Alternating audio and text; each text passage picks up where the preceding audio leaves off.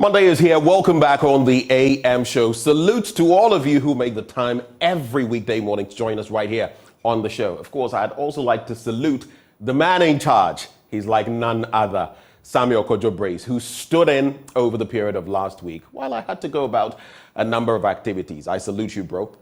And on behalf of the team, we say good morning to you, Bernice and I, as we host you for another installment of the AM show. Now, here's what you can look forward to this morning. The news, like we usually do right after this introduction, followed by the newspaper review. Guess who joins us today?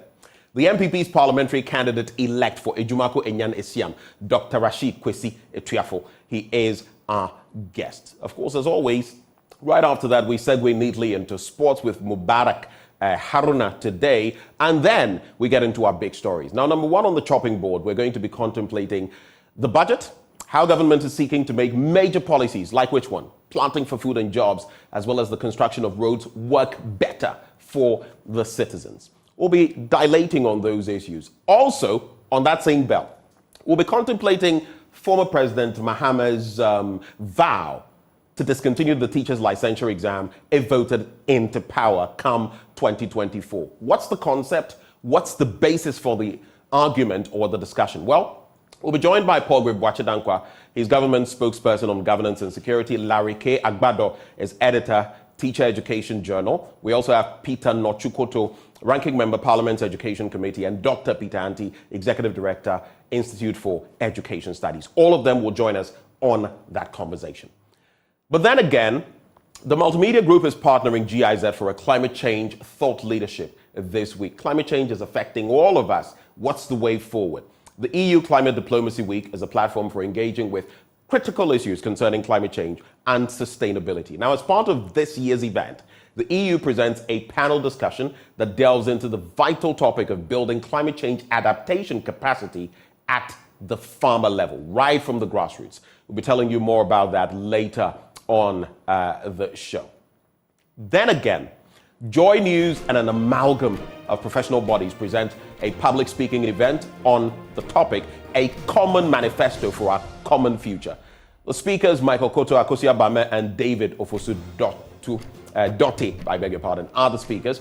And we'll be hearing on that conversation, we'll be hearing from Yao and Sako on the show later today. We'll also have a bit on the Habitat Fair. You know, it's coming up later this weekend. We'll be bringing you details of that. Stay with us, share your thoughts. Let's know what's on your mind. Let's do it for God and country. We'll be right back.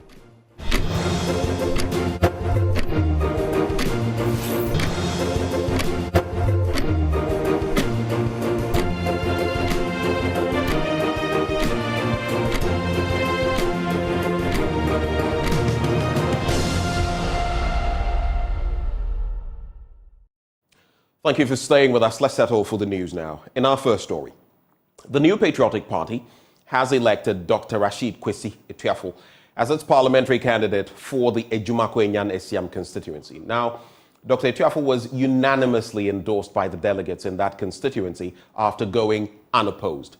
It's the second time Dr. Etuafo is leading the MPP to the polls in the Ejumako Enyan Esiam constituency, having lost to incumbent Member of Parliament and Minority Leader Dr. Cassio Atufose.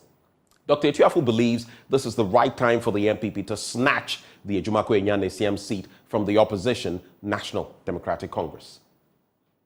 It was announced that the party has opened nominations for us to show up to contest. It became rumored that my constituency polling station executives and electoral coordinators wanted me as their parliamentary candidate. I thought it was just one of those rumors. And so the coordinators picked up the nomination forms for me. They went ahead to pay for the forms and help me submit. This is the climax of it, and it means that now I have the mandate to start working in the constituency as the parliamentary candidate, which are going to start soonest. We are going to push and push and push. So this means the world to me actually. One of the things that we need to do is to make sure that all the cracks, all the loopholes we left unfilled. I may not be able to say the specifics because then I will begin myself out. But one of the things that we'll do is that we are going to mend the cracks, because I think that we lost the 2020 elections largely based on the cracks in our system. once we are able to mend those cracks, I am sure and confident that we shall win. I'm excited that I think very elderly people of our party, those that won us the seat in 1996, were here. Those that won us in 2004, they were all here. What it means is that for the very first time, we are going to be united to fight and forge for the constituency seat. And I assure you that I am ready. I am committed to this, and I will not rest a day. Now, the Gulf of Guinea Northern Region's Social Cohesion Project has taken off in the Builsa North municipality of the Upper East region with a sod cutting for more than 4 million Ghana cedis worth of developmental projects. Among the projects is an ultra-modern community-based health planning and services center, which upon completion in 6 months will bring relief to the people of the Zaring and Bulba communities who have to always make an hour-long journey on motorcycles to access healthcare services. Here's our correspondent, Albert Sori. Zaring and Bulba are twin communities in the Builsa North municipality of the Upper East region. The people here are predominantly farmers, with a few of them petty traders. The only healthcare facility here is this old building. It was a dilapidated teacher's quarters, which 10 years ago was improvised into a healthcare facility to serve the people of Zaring and Bulba. The facility can only cater to antenatal and postnatal services and other minor health issues. Therefore, persons with more severe health complications often have to go to the Wiaga Health Center or the Sandema Hospital. With motorcycles being the most common means of transport here, the journey takes about an hour or more. The residents say it is frustrating. We women, we suffer a lot in terms of delivering. If someone is pregnant, the person wants to deliver, we don't have midwife here because of there's no rooms or there's no facility for the person to come and stay. If we are to deliver, they will send us to Wiaga and Sandema. If we are delivering, we don't have means to go to Banyansa. And if it is the raining season time, we are suffering. The road is not good for us. However, in about 8 months, the people of Zaring and Bulba can heave a sigh of relief because an ultra-modern community-based health planning and services or CHIPS center is expected to be completed, furnished, and handed over to them. The construction of the CHIPS Center, which will come with a mechanized borehole, is one of many social and economic infrastructures to be put up or rehabilitated by the Builsa North Municipal Assembly under the Gulf of Guinea Northern Region's Social Cohesion or SOCO project. Vida Anab is the municipal chief executive. 3 health projects. You see, the one is a very new one that they are going to construct. The other one, they started in 2016, they've not been able to complete it. We are going to renovate it, expand it, and complete it and put it into use. And then also the third one back at Wiaga, that one too, we'll complete it and put it into use. The normal standard CHIPS compound. The Builsa North Municipal Assembly has cut sod for the construction of the CHIPS Center as well as other projects. The MCE gives details of the other projects and says an amount of 4.6 million Ghana cedis is secured and there should be no problems in meeting the timelines for the completion of the projects. We have a road leading from Tono Johnson to a community called Achanyirugoye to make it accessible because there's a health center, a CHIPS compound there. There's an uncompleted school also there, Achanyirugoye. We want to complete that one.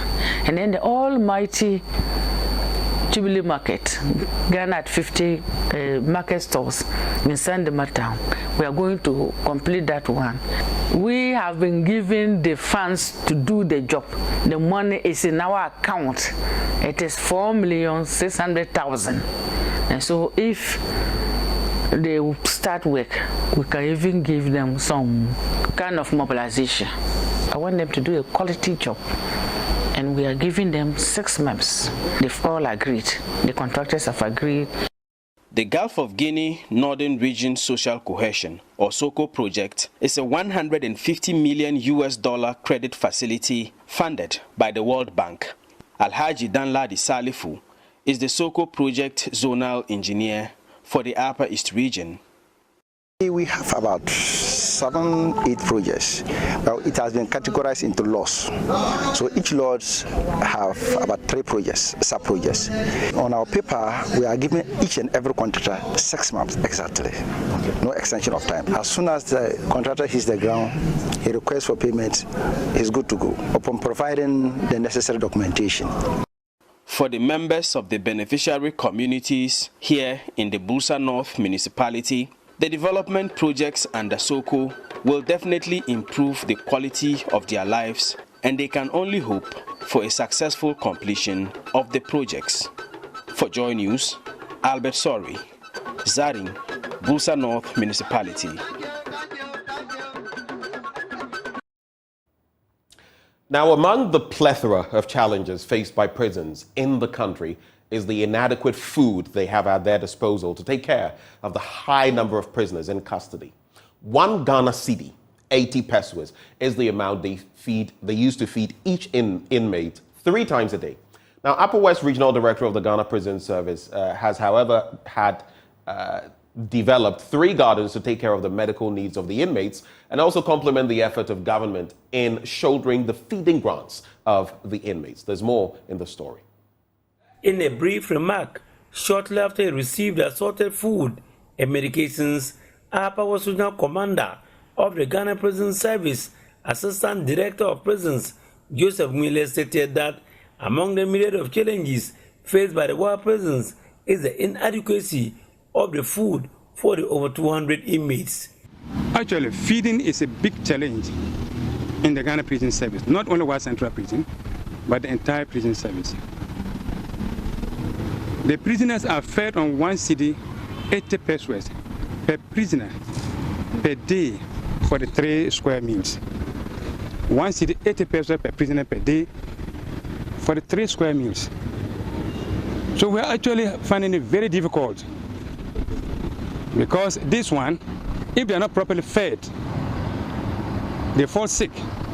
And sometimes the little resources we have, when they fall sick, we have to send them to hospital for treatment. And sometimes when they go there, it is nothing but poor feeding. That is why sometimes we solicit help from the public stakeholders to come to our aid. To complement the effort of the government, the command has developed 3 gardens to take care of the vegetable needs of the inmates. Since I came here last year, October, the inmates never lacked vegetables. Ask them. Even when we went in, I don't know whether you saw their soup. It used to be only soup without vegetables, like water. But now there's improvement, and that's has helped to improve their lifestyle and their health. Yes. So what help would you need regarding this? Yeah, you can see that the garden is exposed to the public, so that when people are passing by, they see our vegetables. Some even attempt to come in and steal. So if we could get fence wire, so that we can fortify security of the garden, that will help us a lot. The war prisons own over 100 acres of land at Bairi in the West district, which in times past was used for the cultivation of food crops to complement the effort of the government. That, however, is now on a hiatus due to logistical constraints, and call on the government and other benevolent organizations to come to their aid. We used to cultivate food vegetables there, food crops. But unfortunately, our tractor is broken down beyond repairs. That is our main challenge. We don't have transport also to convey the inmates to the farm and back. That apart, the soil too had lost its fertility. But not that withstanding, we can still advance to some areas where we can. But the thing is that we are logistically constrained. Now, the lack of endowment and aid packages for prospective postgraduate students are compelling Ghanaian students to abandon domestic education. According to the provost of the College of Engineering at the Kwame Nkrumah University of Science and Technology, Professor Kwabena Brichum Nyako, only 9% of his over 11,000 students are willing to pursue further studies in Ghanaian institutions. This, he says, should be a cause for concern. Here's a report by Clinton Yabua. The United States Embassy in Ghana has disclosed a record-breaking 6,468 Ghanaians studied in the U.S. in 2022 to 2023, representing a 31.6% increase in previous enrollment numbers. Ghanaian students earned nearly $9 million in scholarships to more than 700 higher educational institutions in all 50 states of the U.S. Provost of the College of Engineering at the Kwame Nkrumah University of Science and Technology, Professor Kwabena Brechum Nyako, is concerned about the insufficient endowment support to attract students to pursue further degree programs in Ghana. As a college, we find it difficult attracting a lot of postgraduate students because we don't have the funding to provide scholarships and research support. Elsewhere in North America, in Europe, they have funding to attract most of our brilliant students. And we believe as a college, we need to do something about it. The College of Engineering has about 11,000 students, out of which about 9% are postgraduate students. The postgraduate enrollment is on the low side when we compare that with our strategic plan. In addition, we also believe that postgraduate training gives more benefits because they are able to do more research, which helps us as a country in terms of our development. We also like to use this opportunity to appeal to industries, alumni, and friends of the College of Engineering to donate to support a worthy cause. We believe with postgraduate education, national development will improve drastically. The provost was speaking in appreciation of a donation of 1 million cedis from the Ghana Great Company, GRIDCO, to the college's endowment fund. GRIDCO donated 250,000 Ghana cedis to the college for the conversion of the Levine Hall into an ultra-modern conference facility aimed at enhancing a conducive teaching and learning experience. The Levine Hall has been out of use due to its state of despair and is set to undergo a complete makeover. I want to say a big thank you to Ghana Great Company. We really appreciate your donation and your continuous support. Chief Executive Officer of GRIDCO, Engineer Ebenezer Kofi Esianyi, said the gesture reaffirms and strengthens the company's long-term partnership with the institution. So, GRIDCO has an adjacent collaboration with KNUST. So early this year, the Chief Executive, as part of his annual tour, visited the College of Engineering. GRIDCO is an engineering institution, and most of our engineers, including the Chief himself, is a product of KNUST. So as part of the discussions, there was an indication that the college is trying to modernize one of its boardrooms. So the Chief Executive made a promise of a donation in that regard. So today's meeting actually is an actual presentation of the promise, the fulfillment of the promise made by the Chief Executive to College of Engineering. Reporting for Joy News, Clinton Yabua. Now, family medicine resident at the Komfo-Anokye Teaching Hospital, Dr. Moses Ofosu Amwakun, wants stakeholders to ensure that vaccines for immunization are available for all children.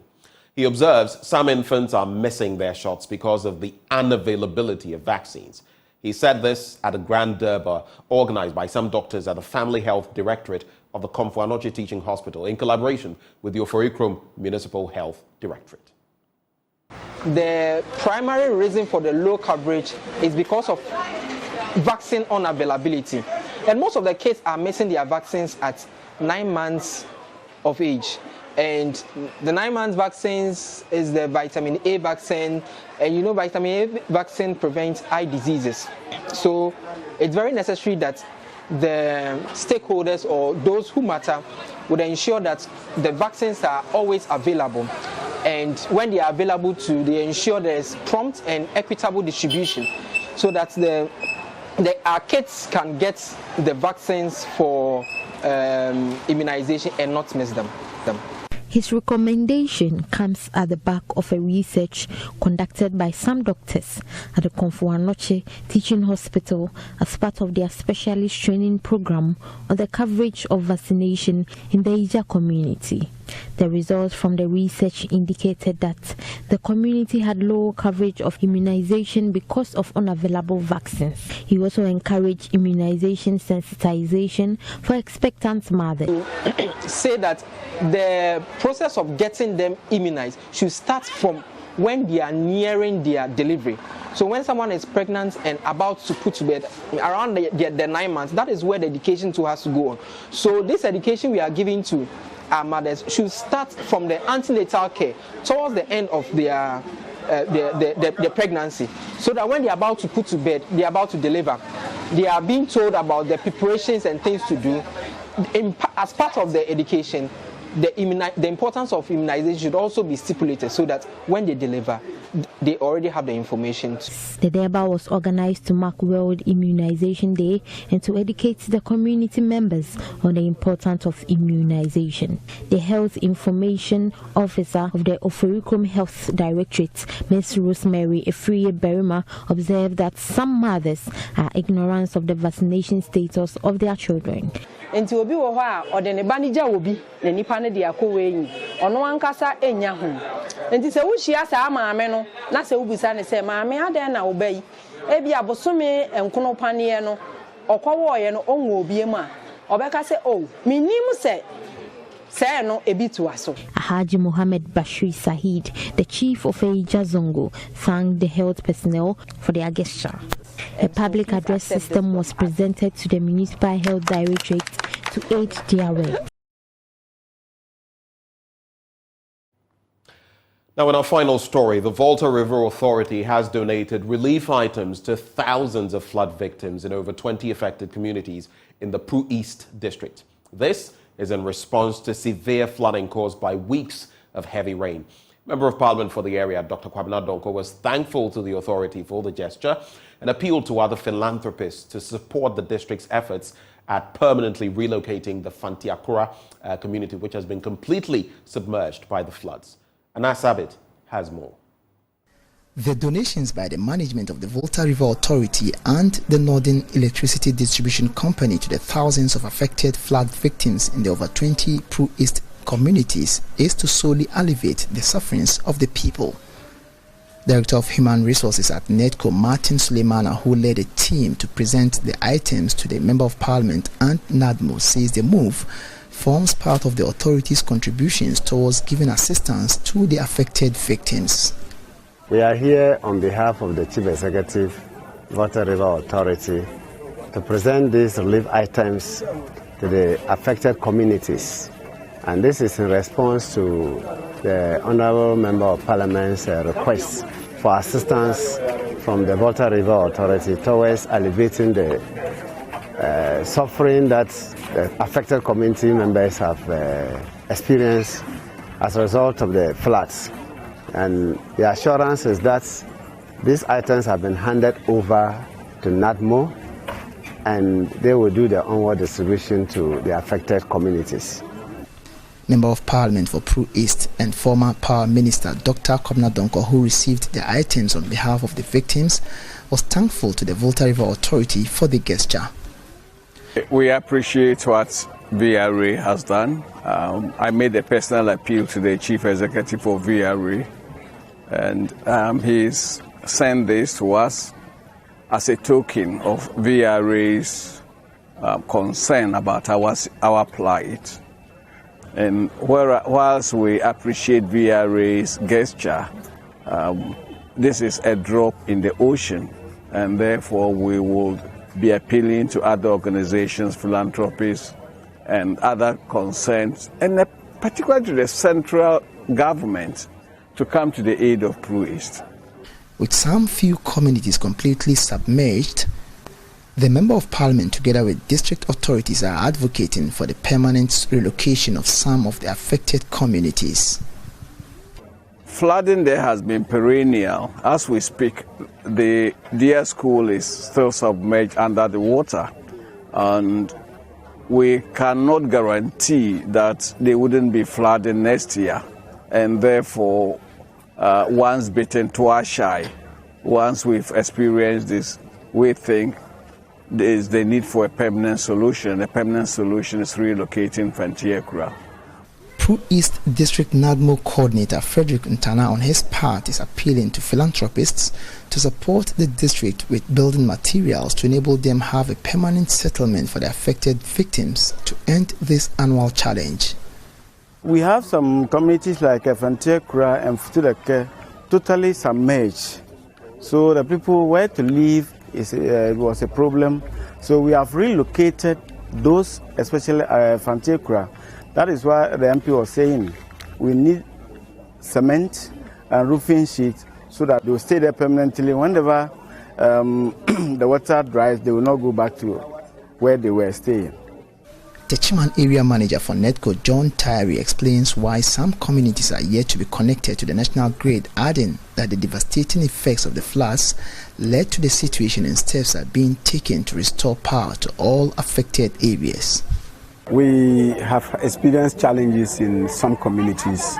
A number of communities in the Yeji catchment area have been out of power because of the floods. So currently, 2 out of 4 are enjoying power. The rest are still in darkness because we are unable to reach those communities due to the floods. So we are hoping that when the water levels go down, we'll be able to restore supply to those communities. Reporting for Joy News, Anas Sabit, Yeji. And that's our recap of the news. But stay with us. Up next, the news review. Guess who joins us? The MPP's parliamentary candidate-elect for Ejumako Enyan Esiam, Dr. Rashid Kwesi Etuafo. Here's our guest. We'll be right back.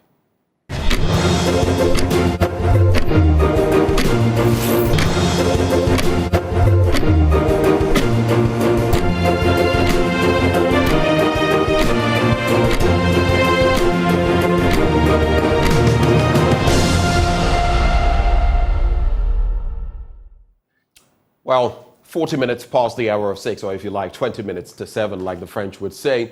Time now for us to delve into the news review, and I'm joined by the MPP's parliamentary candidate-elect for Ejumako Enyan Esiam, Dr. Rashid Kwesi Etuafo. He is our guest. Before I go to him, though, we all know that this segment, as always, is brought to us by Endpoint Homeopathic Clinic. They're offering you, if you're a man, look, if you're past 35, some would say 40, and if you're a man, you've not checked your prostate, it could be disaster in the making. If you're a woman, you don't know your fertility status and you're just sitting down on your hands, you could face problems moving on. So why don't you just get yourself checked? And here's the good part. It is completely free, gratis. You won't pay anything if you go to Endpoint Homeopathic Clinic for that screening.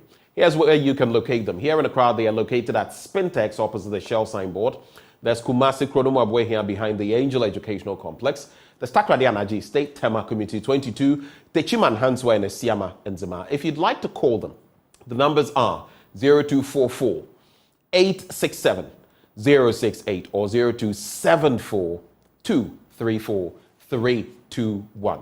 Endpoint Homeopathic Clinic, the end to chronic disease. But just the start of the newspaper review. Dr. Etuafo, a very good morning to you, sir. Good morning. I can hear you, but very faintly. I don't know whether the problem is from my end or yours. Let's do this one more time. Good morning. Can you hear me now? Hello, Doc.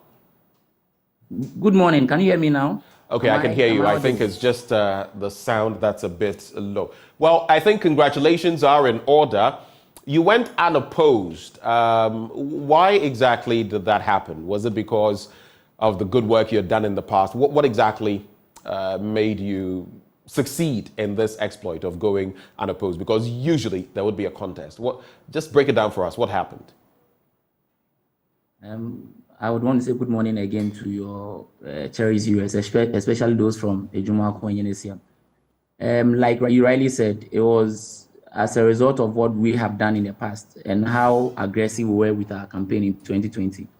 Quite unfortunate that we couldn't win the 2020 elections. And so the delegates, through the polling station executives and the coordinators, decided that for 2024, they would prefer that they gave me an opportunity. And so the 47 electoral coordinators put themselves together, contributed and acquired my forms and saw me through the process.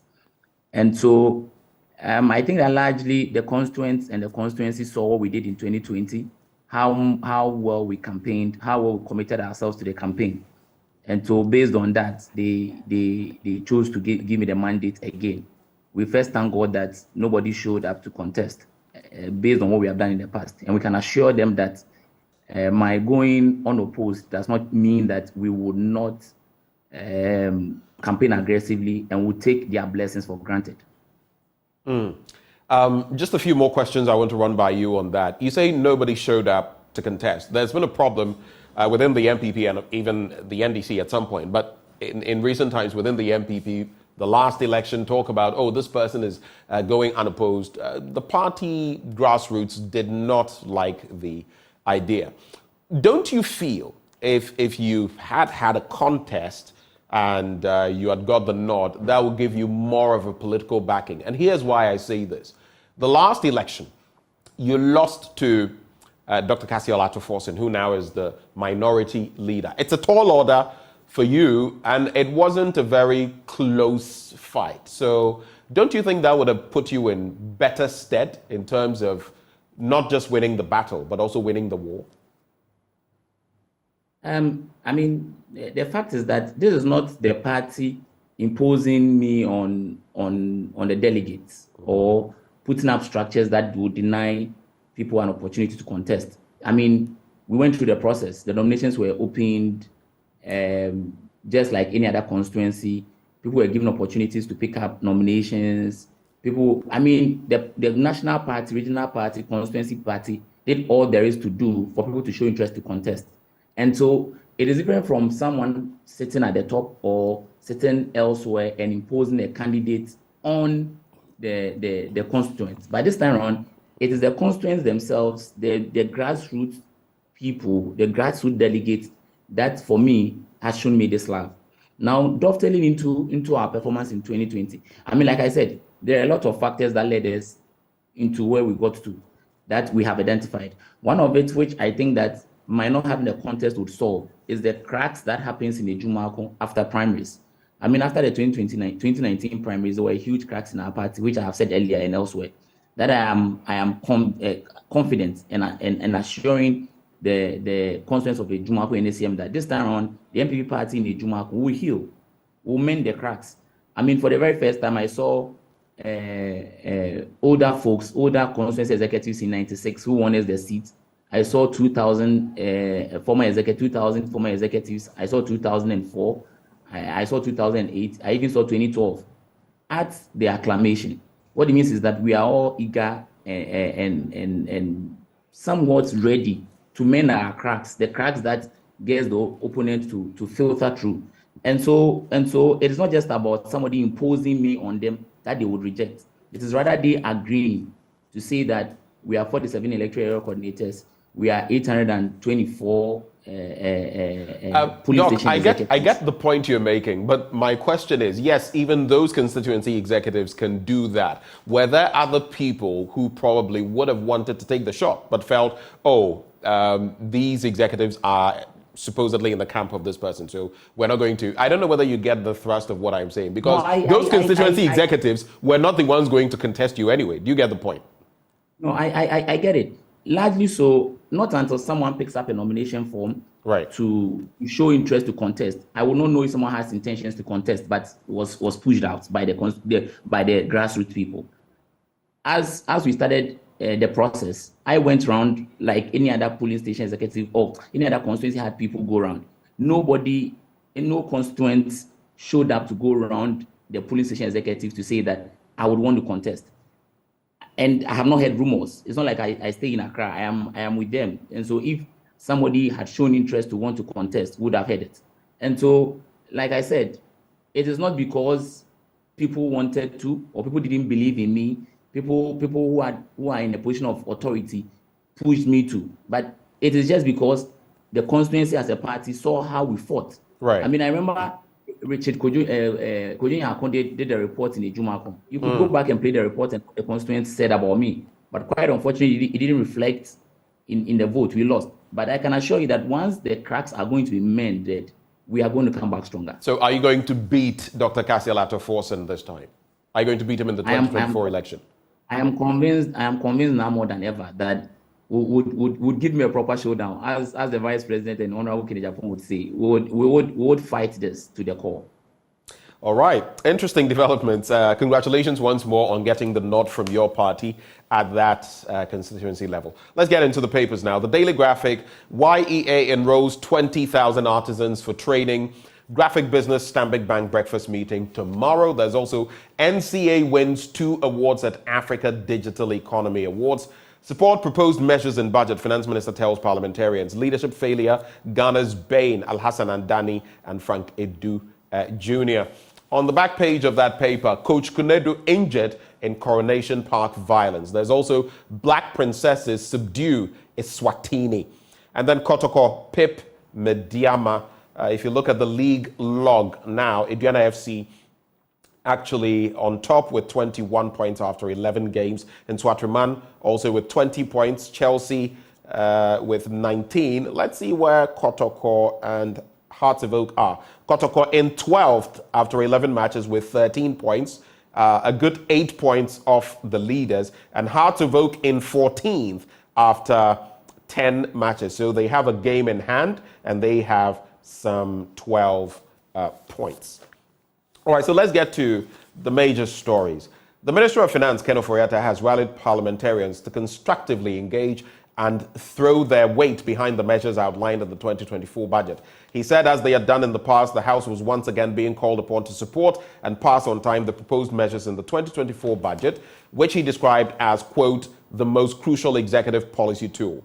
Quoting him again, he says, there are seasons to fight, tear down, break down, and idle about, and there are seasons to rebuild, push forward, hold up energies, and lend support. My question, though, to Mr. Ofori-Atta would be, in terms of fighting, tearing down, breaking down, we had a pre-budget forum right here. We had GUTA, the AGI, the GNCCI, among others, featuring, talking about taxes that had been imposed. Why do we still have the COVID-19 levy, among others? So if you're talking about other people listening, are you willing to listen yourself, Mr. Ofori-Atta? But what is your take on the 2024 budget? A lot of questions have been raised about what this means for Ghana going into an electoral year and with an IMF program. What's your take, Doc? Thank you. I mean, it's an inspiring one, genuinely. What exactly is inspiring about it? Just a moment. I think that there were a few concerns that Ghanaians had raised in the past, which I have been a part of, that I thought that the government listening to meant that we are making progress. I mean, if you quite remember, not long ago, we had a group of young females. In fact, when I was GRASAC National President in 2016, it's one of the things that we pushed for. It didn't happen. My women's commissioner pushed for that lifting up every sort of levy and tax on sanitary pads, which largely for those of us who started our schooling life in a village and knows the effect of this in rural folks, I think that is progress, especially so when it was lifted on local pad manufacturing companies. What it means is that it's going to give them the strength to widen up, it's going to give them the strength to employ more and all that. If you look at the other side, which I saw interesting, if you're also in a commercial properties sector where the traditional 15% VAT was imposed as against the flat rate of 5%, which is also progress, you realize that at least those who are in that area of expertise or are in that space would also get some respite. The programs that the finance minister has stated that is going to help us show up our revenue, stating that they are going to pursue the EVAT system they introduced, which electronic VAT invoicing they introduced, which brought in some very good revenues. All I'm saying largely is that yes, we are not there yet, but gradually, based on this program and based on how he as a finance minister sees our revenue measures and our expenditure measures to be vis-a-vis elections, I'm sure that we will not plunge ourselves into the normal dangerous zones we get into every electoral cycle year. And so yes, like I said, it is not what we all expected it to be, but we are not doing terribly. Largely so. That's what I think. Well, thank you for sharing your thoughts. He also added, the finance minister maintained that the road ahead was fraught with uncertainties, global economic shifts, emerging societal needs, and the ever-present challenge of balancing growth with stability as well as equity to promote positive social mobility for all. And social mobility is one of those that have been affected. Look at farmers, for example. We've interacted with a number of them over this period. People who are going to expand their farms, expand employment and all of that have had to actually downsize the hotel, industry, many other aspects of our economy. So the question is whether this budget will bring the sort of relief come next year. We do know that it's going to get worse before it gets better. But how much worse is really the question. But let me quickly get to other stories on the international front before I come back to Ghana. G20-led summit for Africa highlights renewed interest. Leaders from more than a dozen African countries are heading to Germany for the G20 Compact with Africa Conference, which aims to help bolster private investment in the world's poorest but fast-growing continent. Whenever I see poor attributed to Africa, my gut feels a certain way. Now, we have what they call white gold, lithium, and everything. But you go to places like, I believe it's Zambia, where they're allowing, again, and I don't care whether it is Chinese or whichever elements. Now, there are Chinese there. Some of them, like in Ghana, there are things, mining aspects limited to locals, nationals of Zambia. They're allowing the Chinese to use these permits to get large swathes of land, lithium-filled land, at what the locals would have got them. These are small-scale people. And then, even the living conditions, deplorable. I read a story recently where the Chinese inhabit, air-conditioned brick and mortar structures, while some of the Zambians working there are in aluminium shacks, if you like, no ventilation, AC. How do we do this to ourselves as Africans? Sometimes I look at us, and because of a little something you will get as a leader, you let your people suffer like that. How will those people respect you? They don't respect you. For those of you watching me this morning, cutting those corners, cutting those deals, you may think you're getting some money from them, but they don't respect you and they don't respect your people. And that is why they end up treating people the way they do. We have to rethink this because the neocolonialism is in effect. It's been in effect for a long time and is getting even deeper. And I'm not just singling out the Chinese either. There's also the story. Weah concedes defeat, and I'm so proud of him because I've been in Liberia and seen what happened there. I'm so proud of George Weah for conceding. It was narrow, I think 51 point something percent and 49.1% or so. He could have got into, he let it go peacefully, telling his fan base, his supporters, look, this is it, let's go. And I think that's a good thing for that country. But let me quickly get into those other stories so we can say goodbye to the daily graphic newspaper. If you have reactions on some of what I've shared, you can also share your thoughts when I come to you, Doc. Leadership failure, Ghana's bane. Now, two former banking executives, Alhassan Andani, my own senior brother, and Frank Edu Jr., have labeled the country as a nation in crisis due to what they described as systematic leadership failures and structural deficiencies over the years. For Mr. Edu Jr., a former managing director of Calbank, the country had always had a leadership problem, which he said had plagued this development for many years. He says, we have not had leaders, but rather rulers. Leaders provide a vision to galvanize the people to follow and achieve that vision. In my 61 years, I don't think that I have come across in this country a leader with a vision who has mobilized the resources and human capital to drive this nation forward. Mr. Andani also added, Malaysia and Singapore took some of their early development plan from Ghana. And that is true. If you read the book From Third World to First World, the Lee Kuan Yew bit, Malaysia and Singapore took some of their early developmental plans from Ghana. If we compare where they are and where what we are doing today, then we are a nation in crisis. In Ghana, we spend too much time talking about economics instead of doing economics. Your thoughts, Doc? Thank you. I would want to take it from the agricultural bit, then I would dovetail into leadership and its crisis. Yes, it is true. I mean, data shows that our cultural sector throughout the COVID era vis-a-vis into 2021, it did. But when you see the trajectory, it's gradually picking up. I mean, when I read the budget presented to Parliament, you could see that, in fact, as far back as 2020, the agri sector grew from, I think, 6.2 in 2017 to about 7.3 thereabouts. Now it's dipped to about 6.3. I am convinced that gradually, I mean, if my memory serves me right, I think in 2022 we're doing 4.3. Now we've got into 6.3. What it means is that if you check the graph, we got up there, we dipped, and we are coming up. Like you said, like they say, it needs to get worse to get better. I've heard the finance minister say that it cannot get any worse than it has been. So what it means is that he himself is more than convinced that when we got to it 2022, first quarter 2023, into second quarter 2023, he is convinced that that's how worse we can get.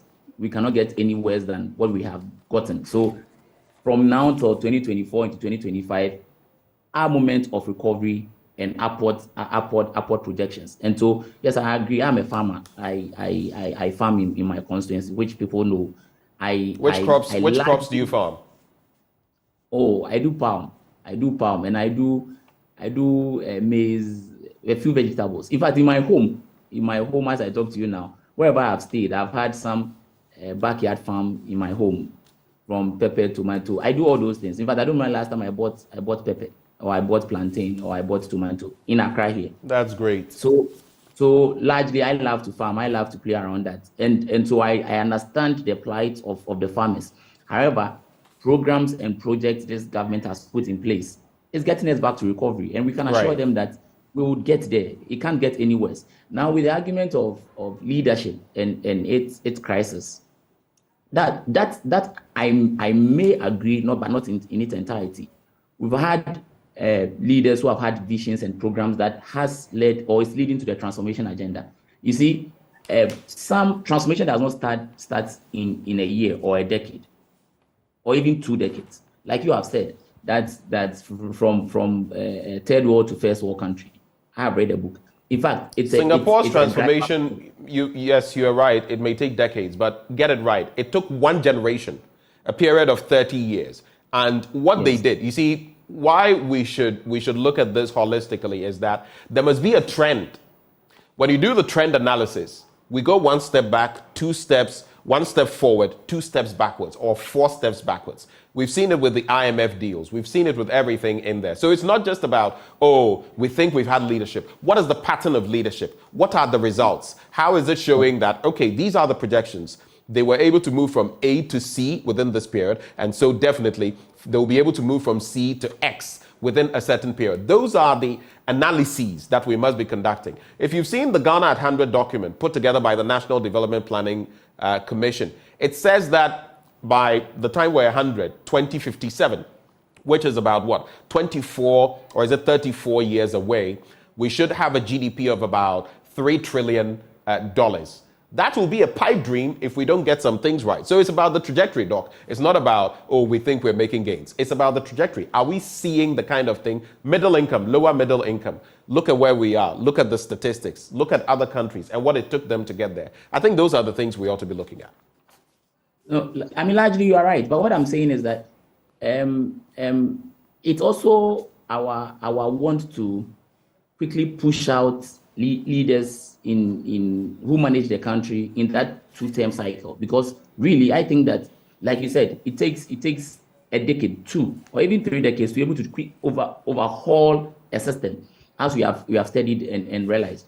But what it is that a government comes in, puts out programs that is faced with challenges. They try fixing the challenges, they fix the challenges, and then we push them away. Another government comes in, they introduce their own programs, they face the challenges, they try fixing the challenges, we push them out. And so it becomes disjointed. Let's look at the education sector.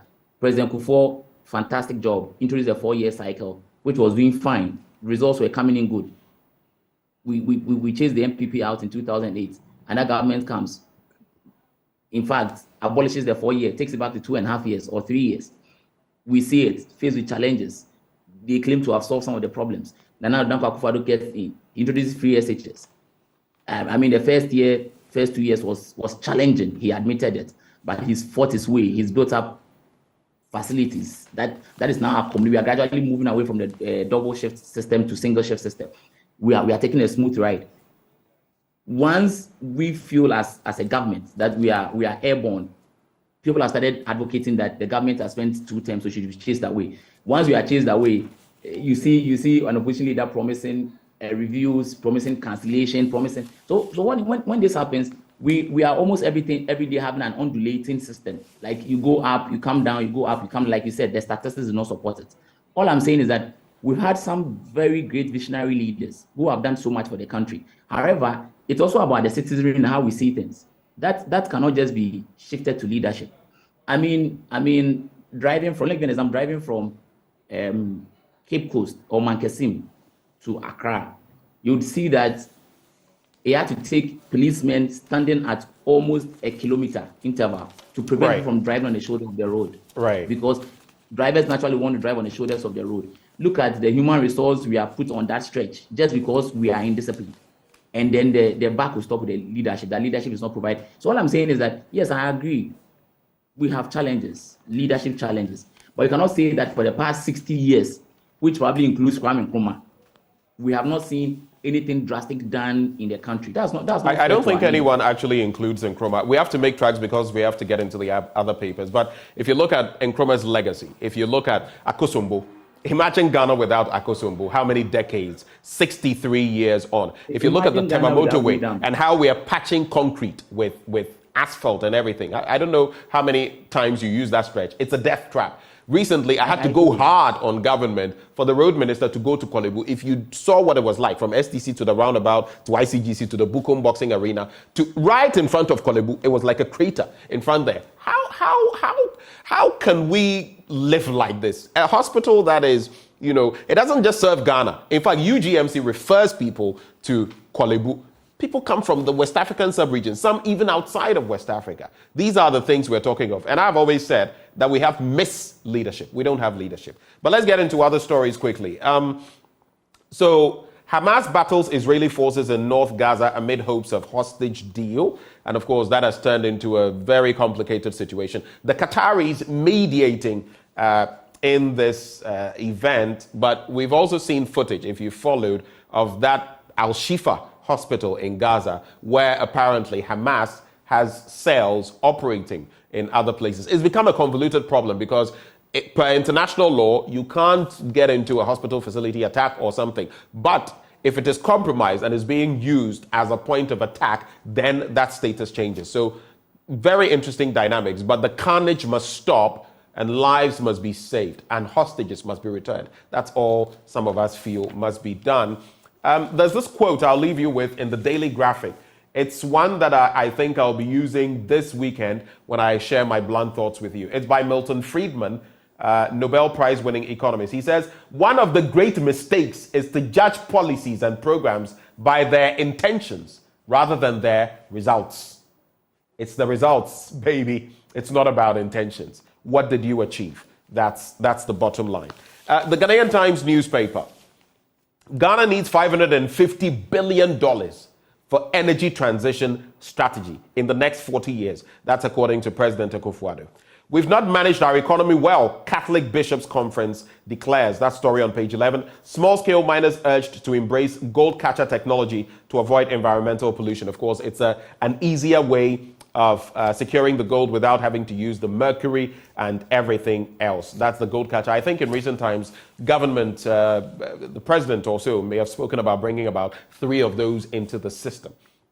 But the Catholic Bishops' Conference has blamed the country's economic malaise and challenges confronting the citizenry on poor economic management decisions over the years. According to them, we acknowledge the current global economic crisis, which has affected the growth of the economy of our country. We also appreciate the effort that government has made so far to handle the impact of the crisis on Ghanaians. It is, however, true that we as a country have not been able to manage our economy well. This has contributed to the current economic woes in which we find ourselves, the Catholic Bishops' Conference said.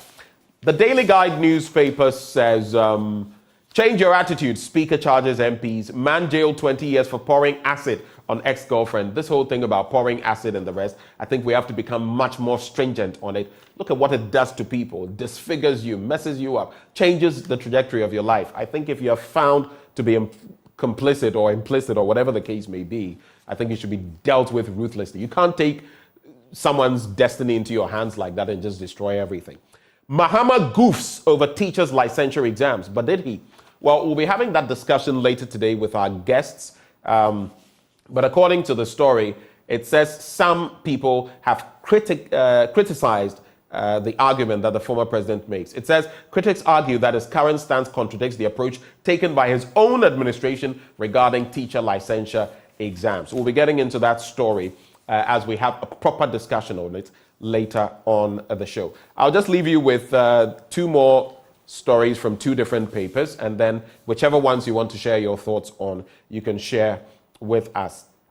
Sege Feud Probe, Mines and Energy Committee engages Electrochem. You remember in recent times, there was that issue again, one person dying. And then NPA GSA reduced manganese in petrol in response to consumer complaints. And they've been talking about the fact that wherever you go in Ghana now, the fuel you will buy will be top quality. The Ghanaian Publisher newspaper.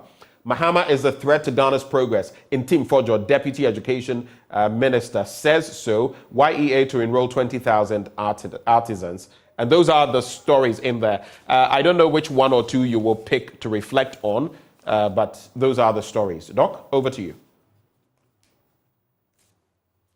Thank you. A quick one on the licensure examinations, and it's the opposition leader saying that he would not even review, he would cancel it when elected.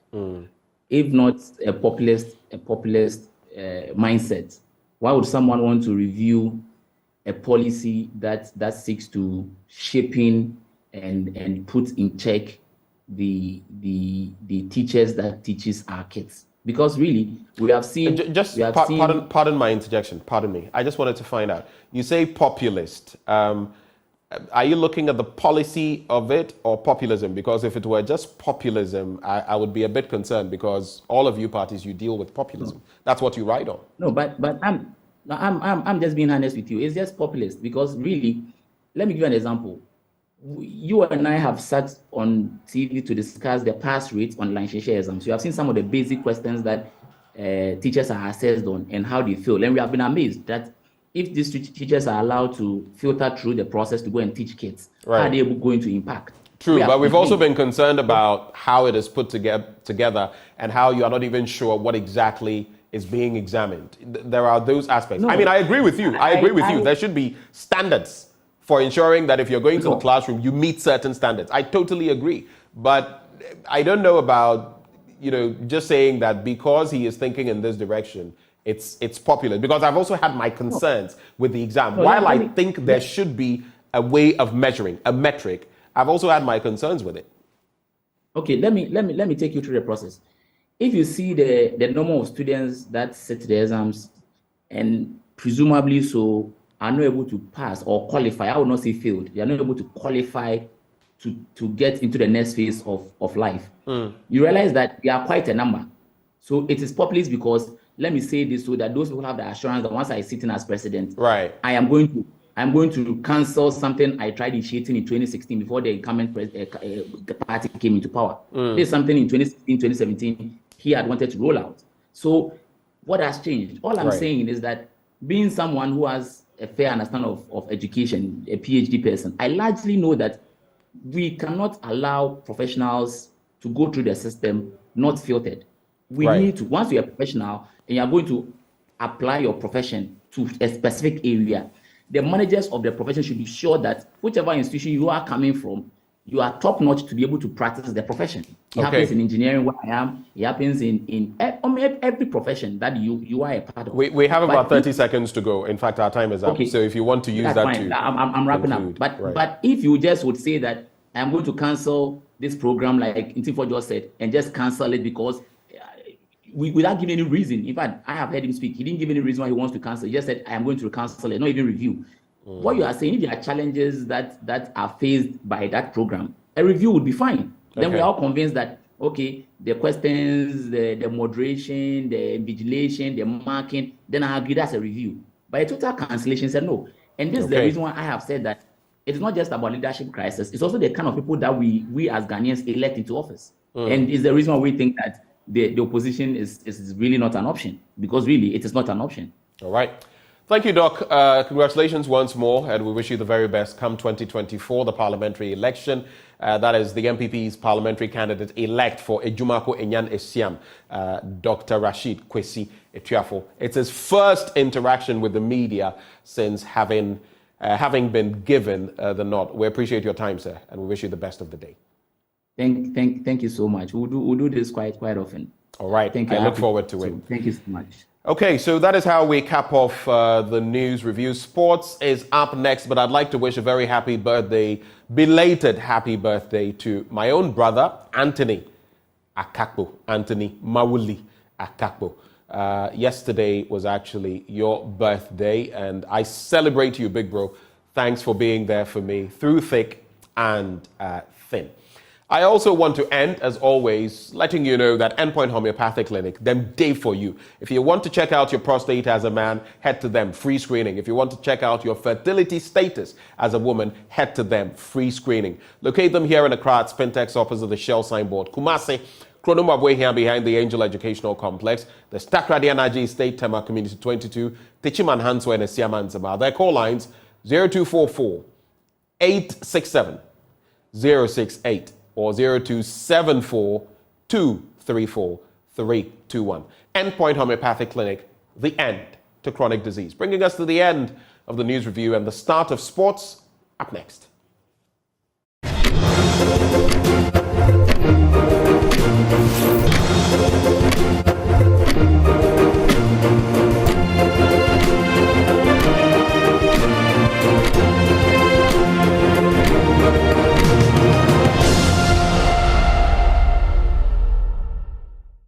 Good morning, you're watching the AM Sports. My name is Harun Mubarak. Now let's start with the troubling news that we had last night, because it was alleged that Bofokatono fans physically assaulted the head coach of Nsantroman, Maxwell Konadu, last night. He was rushed to the hospital. We understand that he was unconscious yesterday. We don't know the situation this morning. Joining me on phone is the PRO of Nsantroman FC, Joel Kofi. Joel, can you hear me?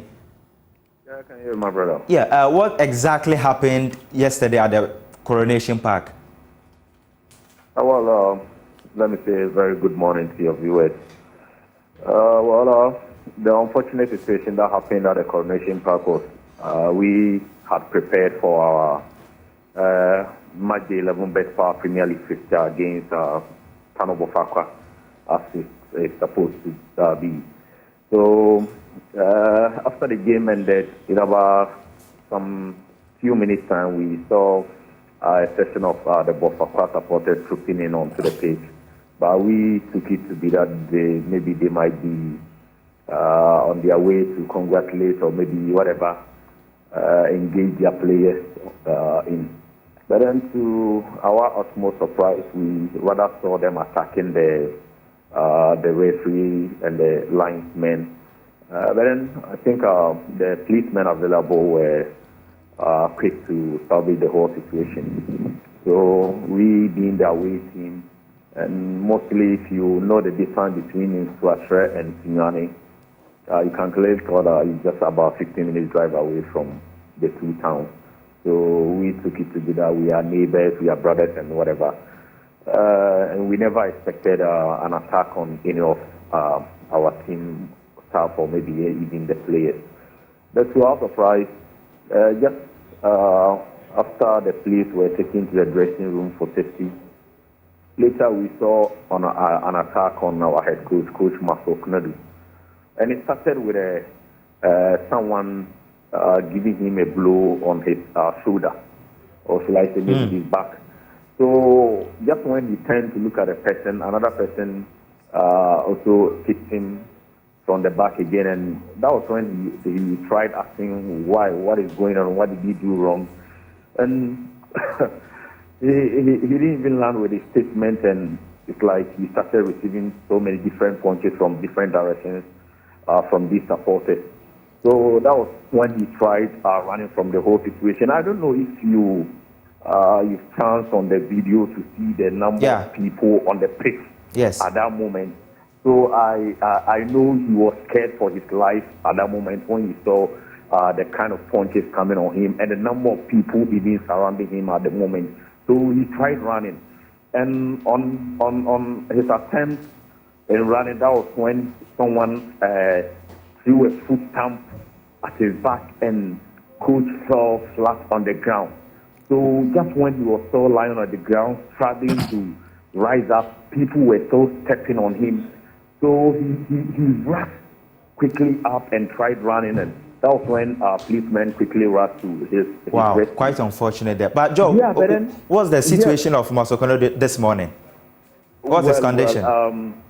He's currently unconscious after the time I called to check, and that's about 7 minutes ago before your call came in. He goes to the hospital unconscious, so and that was around 5 to 6 p.m. So he came back conscious just after 7 p.m. But unfortunately, around 10 p.m., Coach went back unconscious, and we even took it to be that he might have gone to sleep or something like that. But then from the doctor, he made us realize he's rather unconscious. Quite unfortunate. Just as I said, he's still unconscious. Yeah. Has the case been reported? And have you heard from the FA?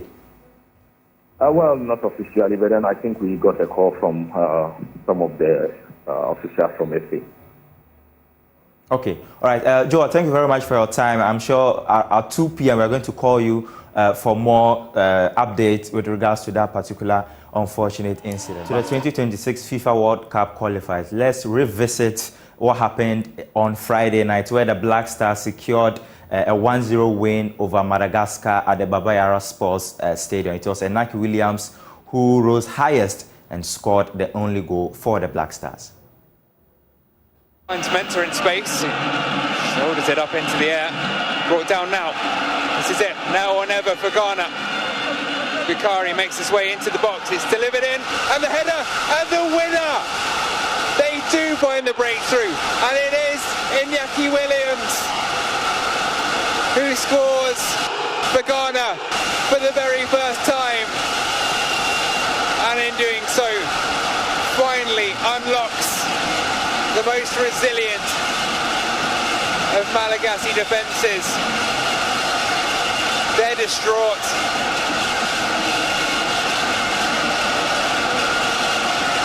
The Madagascar defence drops to its knees, but in the stands, they're bound. I think Ria first half performance, I think we showed a bit of nervousness in I think our play. This was the start of the campaign, a big game for us. Obviously a wonderful home crowd, and I think we were a little bit nervous in our play. And it's almost sometimes you have to get through that period. Sometimes you ride your luck, sometimes you need your goalkeeper to make some saves for the game to change. But certainly when the game did change, or for what moment the game changed, we were very, very good in that period. And probably the two disappointments are the first half performance that needed to be better, but the second half performance I thought was excellent. With the only disappointment was that we didn't score the goals that I think the performance warranted. Iñaki is a number 9. Iñaki is a striker that at this particular moment that his club is playing in a different position. He's playing on the right. What Iñaki is an incredibly good professional, and I'm sure if I asked him to play in central midfield or right back, he would. And that's how we wrap up sports here on the AM show. My name is Harun Mubarak.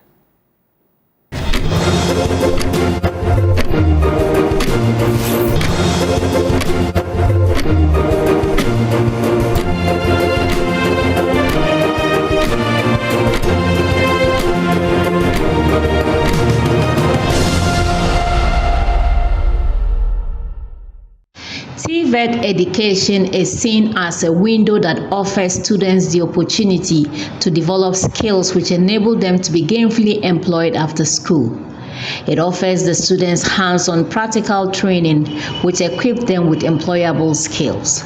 Today we take you to the Dabokpa Technical and Vocational Institute, where the teachers and students are using their skills to set the pace for development of the school. Welcome to the Dabokpa Technical Institute, where they are driving innovation, using resources generated from the school to develop the school. We go into the school to get to understand some of the things they are doing. Even though the school has limited resources like many other schools in the northern region, they have developed a system where they are able to use the skills they have acquired to generate income. We are currently at the fashion department. Here, what students do is they turn fabric to beautiful dresses, overcoats, and many more. Mohammed grade 1 and 12 of his classmates make about 6,000 each week designing clothes for their teachers, other staff, and extending it to other schools. We are sewing the school uniforms, overcoats, and different things. In case when you bring anything you want with your own design, we'll do it for you, how you want it. We have sewed the overcoat for different, like electrical students and auto students and software students for their safety use. We just dress something like this, and then we design most people, like our madams and all the teachers in the school. We design them. Yes. I'm told that you make a lot of money. Tell us about it. Yes, we make a lot of money. Like we sew some of the things for export for outsiders, and then within a week we can get 6,000 from a week. Yes, I have my own business outside, my own shop, and I'm doing small to support my school. Students have also designed various machines like the tricycle, which is a common means of transport in the northern region, dibblers to make it easy for farmers to plant, an electric bicycle, conference chairs, summer hats, panel doors, and a fufu pounding machine. I am enjoying some shade under this summer hat. This is one of the projects the students have come out with. I get to speak to one of the students, a female student for that matter, who has designed her own fufu machine. She'll tell us how she got to Dabokpa Technical Institute and how far she's come. I was inspired by my father, who is an engineer. I chose to come to Dabokpa Technical Institute, and my principal challenged me for doing a fufu machine. I started with paper and I transferred it to a cardboard, and now I am finished with my project using metals. Students of the building and construction departments are in charge of anything construction in the school. They have constructed 9 projects using their internally generated funds. These are some of the projects.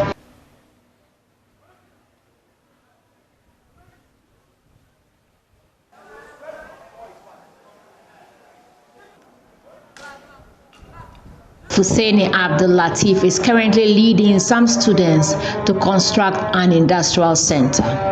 Currently, I'm here with my students. Today is their practical day. Normally, that is what we normally do. We normally bring the students out to put up structures of this nature. We don't bring outsiders. We do it by ourselves, by the learners. We do the supervision, and the learners does the work. With the experience that we have, we give it to them for them to implement it in the school. The painting in the school is also done by the painting department using the students.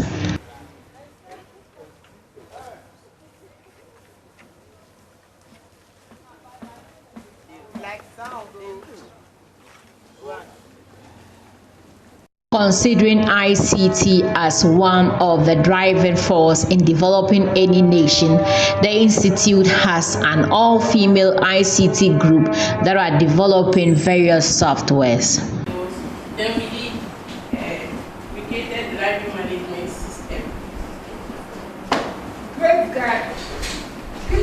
They are also into renewable energy, where students are taught how to produce solar panels. They believe with funding they can solve the problem of huge electricity bills of schools and their school by developing solar system to take care of their power needs.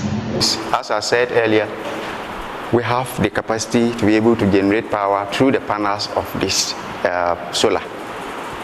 Because when the student comes and there's no power in this workshop, we don't let it go like that. The moment they come and they are working and there's no power, we immediately send the panels outside there to generate the power for them to continue the work. So there's no stop. They don't stop doing their practicals. So when they come, there's no power. We make sure that we supply power back so they continue the practical work, so they don't stop on the way. What is stopping us is, as I said, the panels, how to get the panels to the cost. The cost of the panels is what is stopping us from doing those things. But who is leading the team in rebranding technical education in the northern region hub of Tamale? Meet Miss Mahama, principal of the school. We got here through a combination of factors. We first of all crafted a vision for ourselves and a mission, and got the buy-in for many of the staff, students and community members. Then we started rolling out our strategies. Yes, we are of the belief that TVET education is supposed to be hands-on, is supposed to equip students or learners with the skill that can help them go out there and first of all work, yes, but there is also that opportunity for people to progress in their academic ladder. We don't do models and mock-ups or build and push down. No, we try to put it into a live project so that little by little we will complete the projects. Yes, all the projects you have seen out there, we have been able to commit the little resources we get from government, from our training partners, and from our parents, and even from the little production we also do. We have been able to commit all that together to be able to reach where we have reached. Ms. Mahama is appealing to government and benevolent organizations to help them roof their industrial center to offer students the opportunity to have industrial attachment in the school. Yes, we intend to separate the production from the training. So what we intend to do is to get a bigger workshop to use as the production center, which will also serve as industry for our students who are here to come and have industrial experience within the school here. We would also use it to serve as a production unit.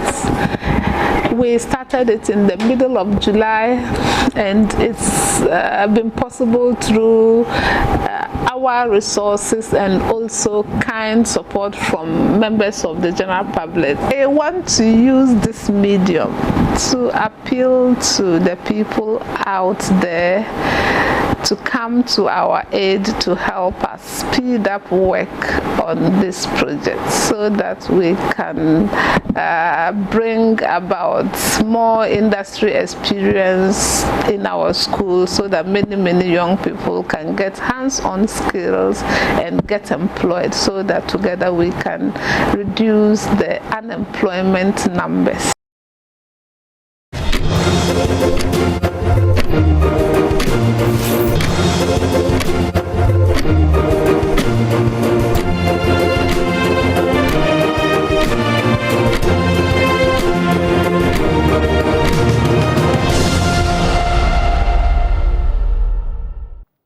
Welcome back on the AM show, and if you look behind me, you can guess we're going to be talking about the classroom. Yes, education. In respect of what former President John Dramani Mahama has said in terms of cancelling the teacher licensure exams. Now, this has come a long way. Already, the criticisms have started about the fact that he was going to initiate this in the first place, as captured by the Daily Guide today, the Daily Guide newspaper.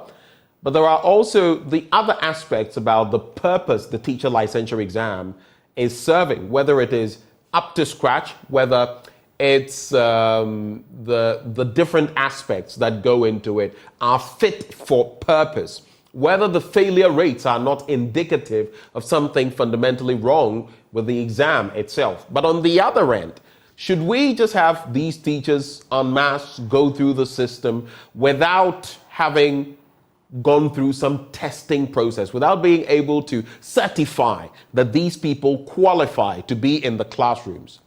All these dimensions of the conversation we're going to be having this morning as we're joined by our guests. Larry K. Agbado is editor, Teacher Education Journal. We also have Peter Nochu Koto, Ranking Member, Parliament's Education Committee, and Dr. Peter Anti, Executive Director, Institute for Education Studies. All of them join us this morning. Good morning, gentlemen. Thank you for joining the conversation. Good morning, Ben. Okay, so let me see whether I have the others joining the conversation as of now. Mr. Nochu Koto, Dr. Peter Anti, can you hear me?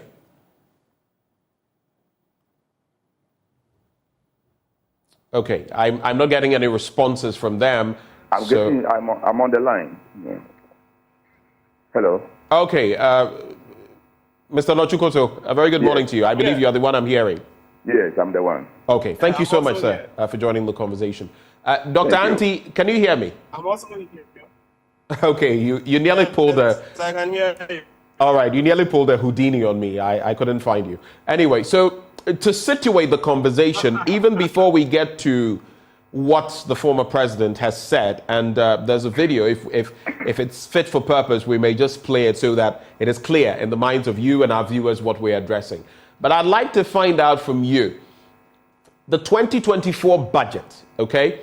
What is your overall thinking of it? And I want you to situate it within the conversation of education and what was said about education. But before we go there, let's look at what the former president had to say in particular respect of the teacher licensure exams. Here's former President Mahama.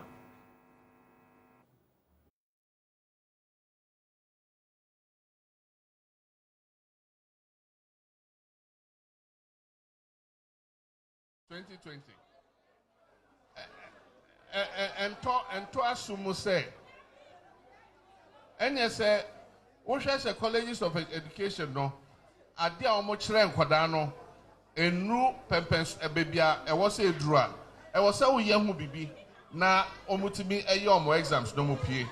A year then and Quada, on Baba Training College, 4 years. No mature exam. Afibia Omochro exam. Afibia Omochro exam. A drew 4th year, no mature final exam. No more pass it. Ya pass it, we are just on my teacher for no. No, as Waka say, almost I'm back to exam bibium, and son of my Joma to be some teacher for. Ain't you there? See a bar, licensure exam, no, you be year free.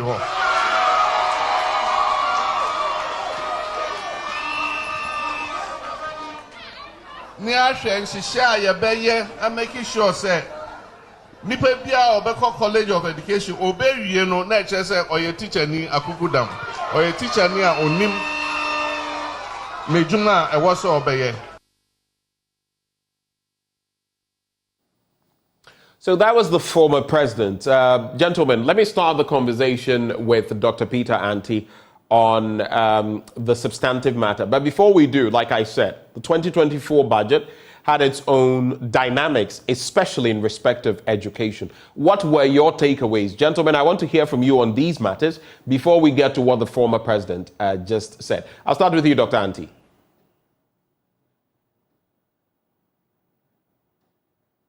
Dr. Peter Anti, if you can hear me, please unmute. Yeah, I can hear you. Can you hear me, please? I can hear you. Please go ahead. Great. So, good morning. I hope everyone is doing well. Yes, I've gone through the 2024 budget. For me, I can just use one word to express my opinion about that particular budget, and it's that it's uninspiring. It is uninspiring. Aside the fact that we've seen some increase in capitation grant, I mean the total amount of money allocated to capitation grant, I don't see any other striking initiative in that budget. We are told of the normal free SHS and other things that they would tell us, and I was thinking that this being the last budget, there would have been bold statements as to how we look at the free SHS going forward. There will be bold statements as to how we finance our basic education, not just increasing capitation grant, but also ensuring that enough infrastructure is provided for that particular sector. There will be a bold statement as to the way forward in terms of the capping of the GET fund and so on and so forth. But it's unfortunate that I didn't see any of that thing, and for me, for the education sector, the budget is very, very uninspiring. All right. Let me come to you, Larry Agbado. You are an editor with Teacher Education Journal. Were you as uninspired as Dr. Anti was, or did you find more meat on the bones? All right. So in fact, when you asked the question, the first thing that came into my mind was also uninspiring. So when I heard Dr. Anti mention that, I was just smiling. For me, this is a budget that, for the education sector, I see it to be lifeless, especially for the field of teacher education, the colleges of education.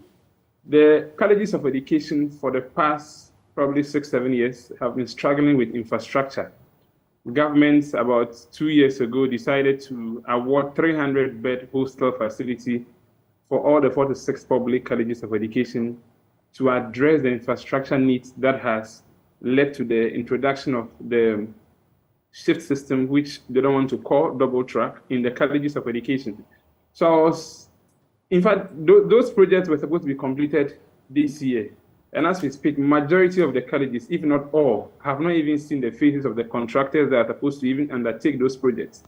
So going into an election year, someone like me, I was expecting that at least some priority should be given to the colleges in that regard. But it looks like that is still hiding somewhere. And we are waiting for God to perform a miracle for the colleges in the 1 year ahead, because it's really causing a lot of problem in the training of teachers for our country. Thank you for those initial thoughts. Mr. Koto, you have the last word on the 2024 budget in respect of education and what you make of it. The two earlier speakers have said they found it uninspiring. What do you think? How did you find it? Hello, Mr. Nochukoto. Yes. I said that I have found it very disappointing. Okay. Yeah, because I expected the budget to talk very much about the declining quality of basic education in the country. If you go around the country, you will realize that the infrastructure that we have in our basic schools is deteriorating. Furniture is a challenge. Supply of TLM is a challenge. Payment of capitation grants, and even payment for the registration of students for the BEC examination, and as well as the WASE, is a very big challenge. As we speak now, government is still owing WAEC for this year's BEC.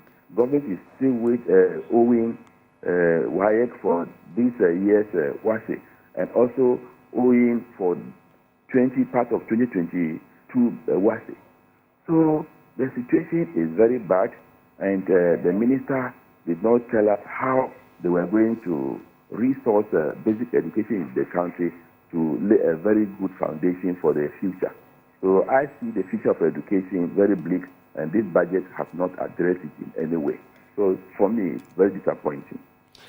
Just a quick one that came to mind. There's also this problem that we faced in recent times. It's not just nurses that are leaving the country in droves for economic purposes. Teachers are also leaving in droves. And we've heard from, NAT, among other groups, that we have to stem the tide of same. I didn't see much that would stem the tide of that as far as the 2024 budget is concerned. How do you feel about that, gentlemen? I'll start with you, Mr. Koto. Just quick reflections, because I don't think we've really discussed that matter.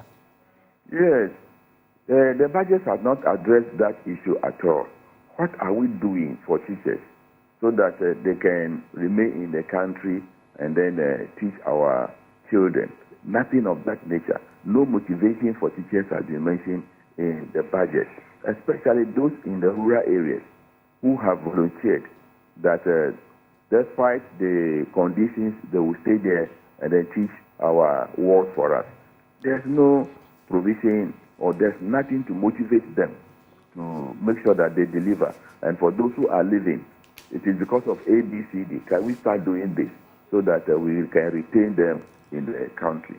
So the budget, as I said, has disappointed me, and I don't see any good feature in the budget for this year to provide any incentives for teachers to remain at post. Dr. Anti?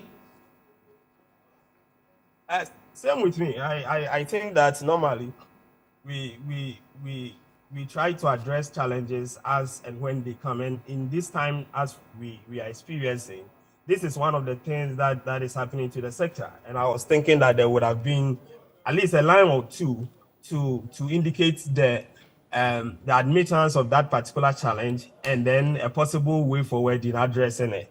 But as I said, this is a very uninspiring budget. It's like just performing an annual ritual, and that is what it was. For you, Larry. Yep. So I wasn't actually surprised not hearing the Minister for Finance not speaking on that area, because the issue also comes up with whether we have the financial muscle.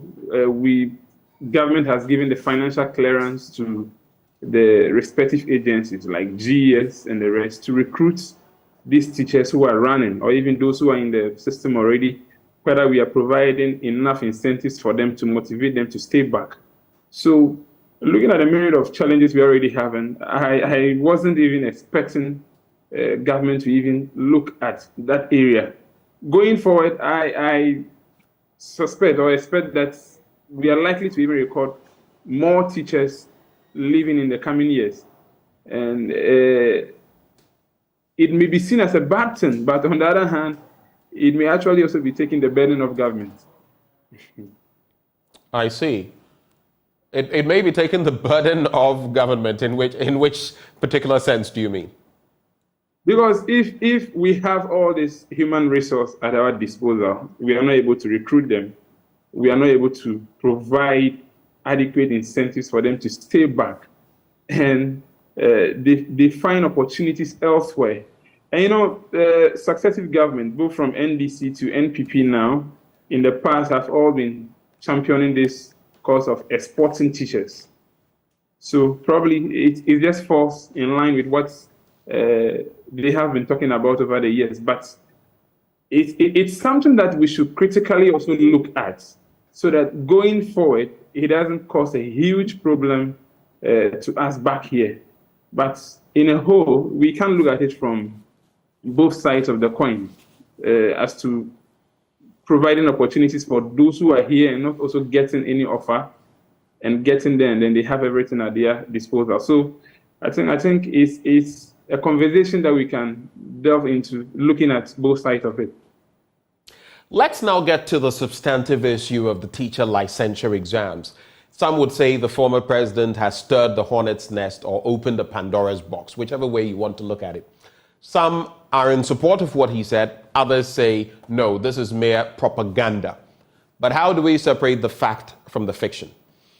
I would like Peter Nochukoto to start off with your assessment, and this is going to be the general question to all three of you, before we get to what exactly the way forward is. So far, the teacher licensure exam, has it served its purpose? Has it lived up to expectation, what it was meant to bring to bear in terms of the quality of teaching staff in our country? I'll start with you, Mr. Nochukoto. Has it lived up to expectation? So, if you look at the Education Bodies Regulatory Act of 2020, that's Act 1023, the National Teaching Council is mandated to conduct or award licenses to teachers so that they can operate as teachers. And the authority or the council decided to use the examination model. That is where we depart from the current administration of licensure examination.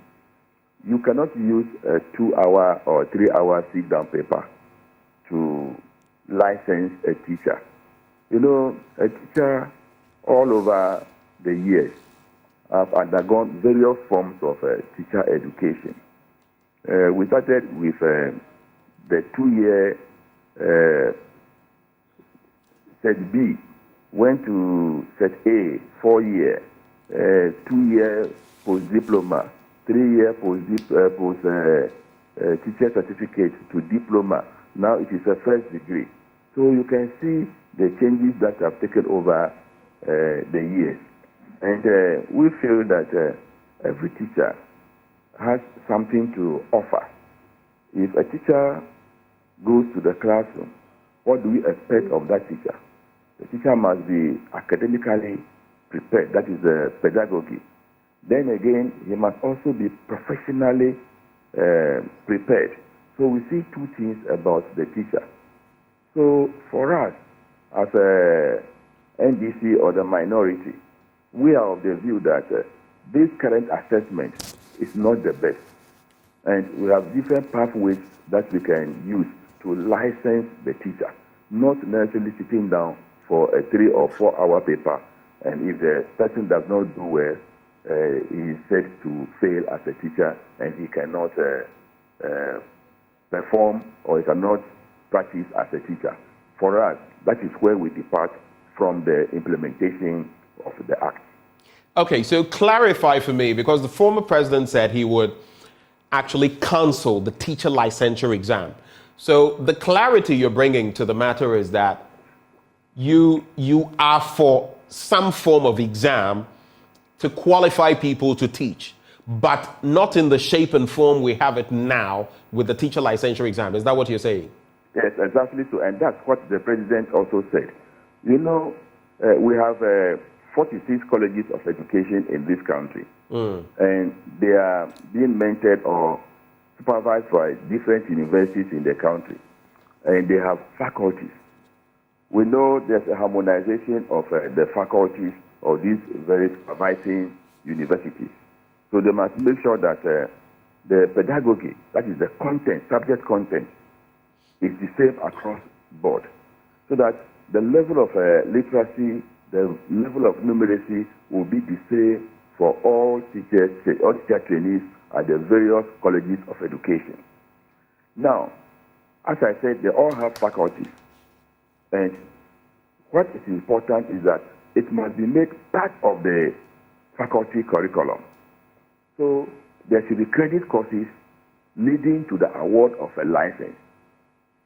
For example, if there is a teacher being trained to come out and teach chemistry, he must take some examination in that chemistry to prepare him for licensure as a teacher in chemistry. If there's somebody going to teach geography or basic education, yes, they must take some courses that will make that assessment good at the end. So we are of the view that the licensure or licensing teachers has become worldwide. But the model we are using now is not the best.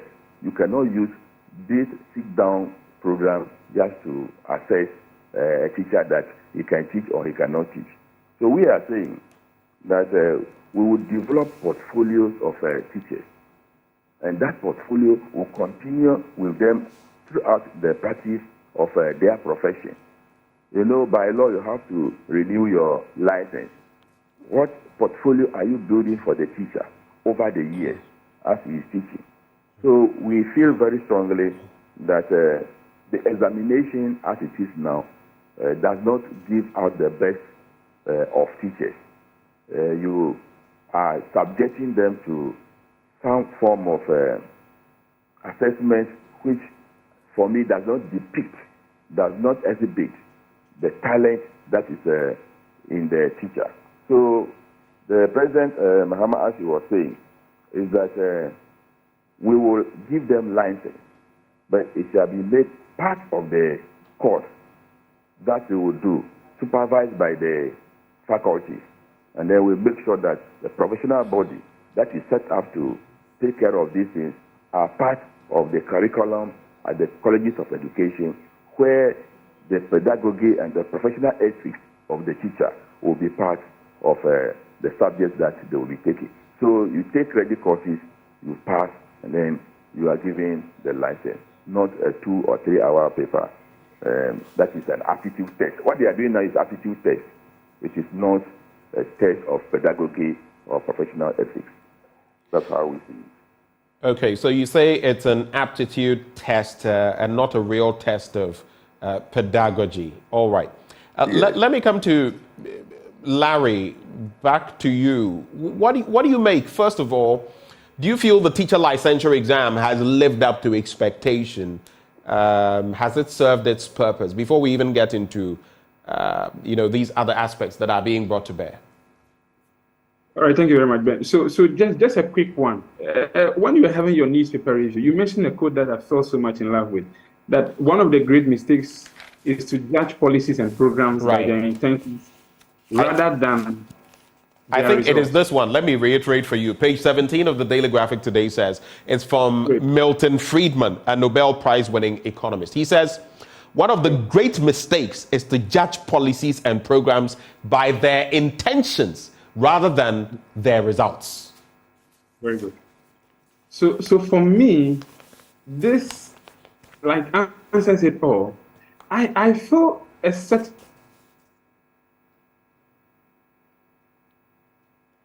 Hello, Larry?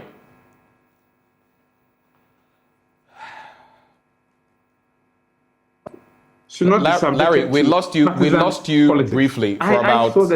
We've lost you for about 30 seconds. You say you feel something right after the quote. Just go back to your thoughts. Yeah, so right after the quote, what I was saying is that I feel a certain portion of our national life should not be subjected to partisan politics. And one of these aspects is education. So it sometimes baffles some of us that we have to subject a very critical aspect of our national life, like education, to partisan politics.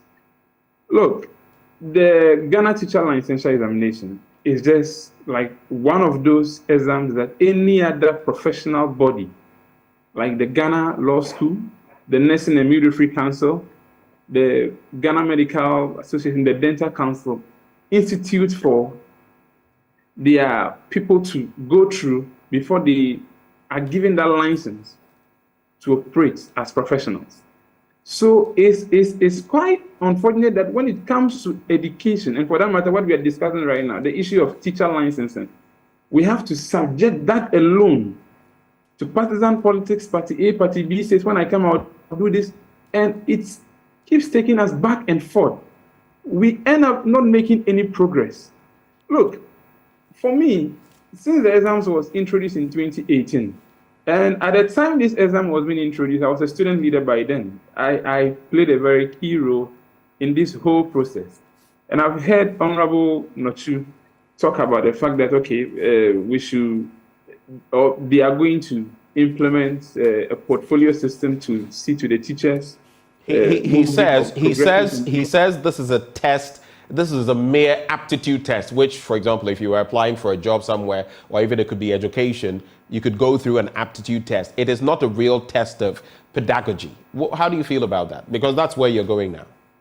Yes. So, Ben, if I have attended College of Education for 4 years, if I have gone to university for 4 years, I have passed my exams as stipulated in the Act, the Education Act, which clearly states that a student or a candidate can only sit for the license exams after he or she has successfully completed his course in any teacher education institution.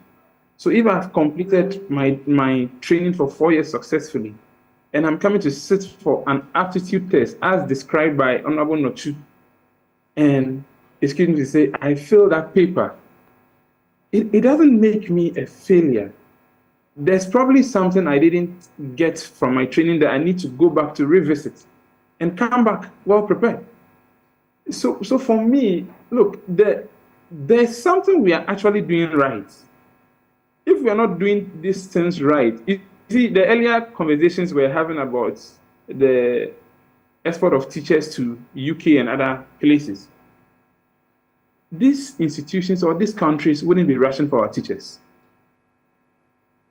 The likes of Senegal, Gambia, and other African countries. South Africa was in Ghana here about a few months ago to study our system, to learn from our system. So if we have other advanced countries coming to Ghana to learn our systems, to study our way of licensing our teachers, and back here, we are also here kind of playing partisan politics with our system to know whether we should cancel this or not, then it means we are not making progress as a country. And I wrote on this particular topic just about a fortnight ago. I didn't even know this topic will come up this way. But Ben, I think the long and short of it is both parties going into election 2024 should just consult experts in propounding areas on this particular area of Ghana teacher license examination. I see. Interesting thoughts in there. Dr. Anti, how do you feel about this? Since 2018, we've gone down this road.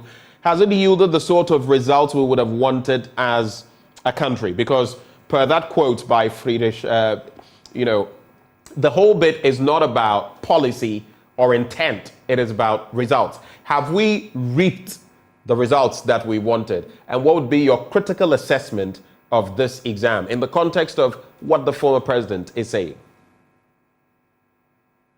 Thank you very much, Ben. It's a sad conversation that we are having this morning, because for me, I don't think that any individual, whether a politician or a minister, or should have a say in how people are admitted into a profession. It's never done anywhere that the people within the profession are now being dictated to as to how they allow people to enter the profession. And that is the conversation that we are having. And for me, it is very, very unfortunate. The licensure exams have but wait, Dr. Anti, who could not write their names in teaching my children.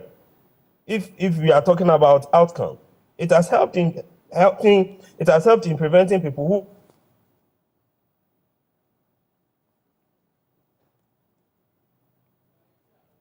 Dr. Anti, go ahead. I wanted to interject, but I think so you can go ahead. Hello, Dr. Anti. I think the connection to Dr. Anti may be a little complicated right now. There may be some issues with the connection to Dr. Peter Anti, Executive Director of IFEST. Dr. Anti, can you hear me now? All right. We'll try to get Dr. Anti back, but the point he was making was that there shouldn't be that interference in something like this because, like has been mentioned by Larry Agbado, it is the educational sector, and if you go to the nurses, the lawyers, the dentists, those practicing medicine, among others, there are systems in place and exams that must be passed before a qualified candidate is allowed to practice. So why not in the teaching profession, which is crucial to all of these other groupings that we have? But the point he also makes is that there is political interference. I just wanted to find out from him, I don't know whether he's back now, but I wanted to find out from Dr. Anti, in all of this, the politicians always come to bear.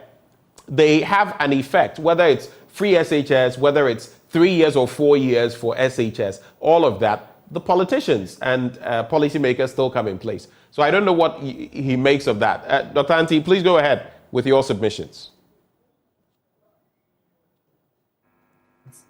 If nothing at all, it has helped in preventing somebody who could not write his name or write a simple essay about himself or herself from teaching my child in the basic school.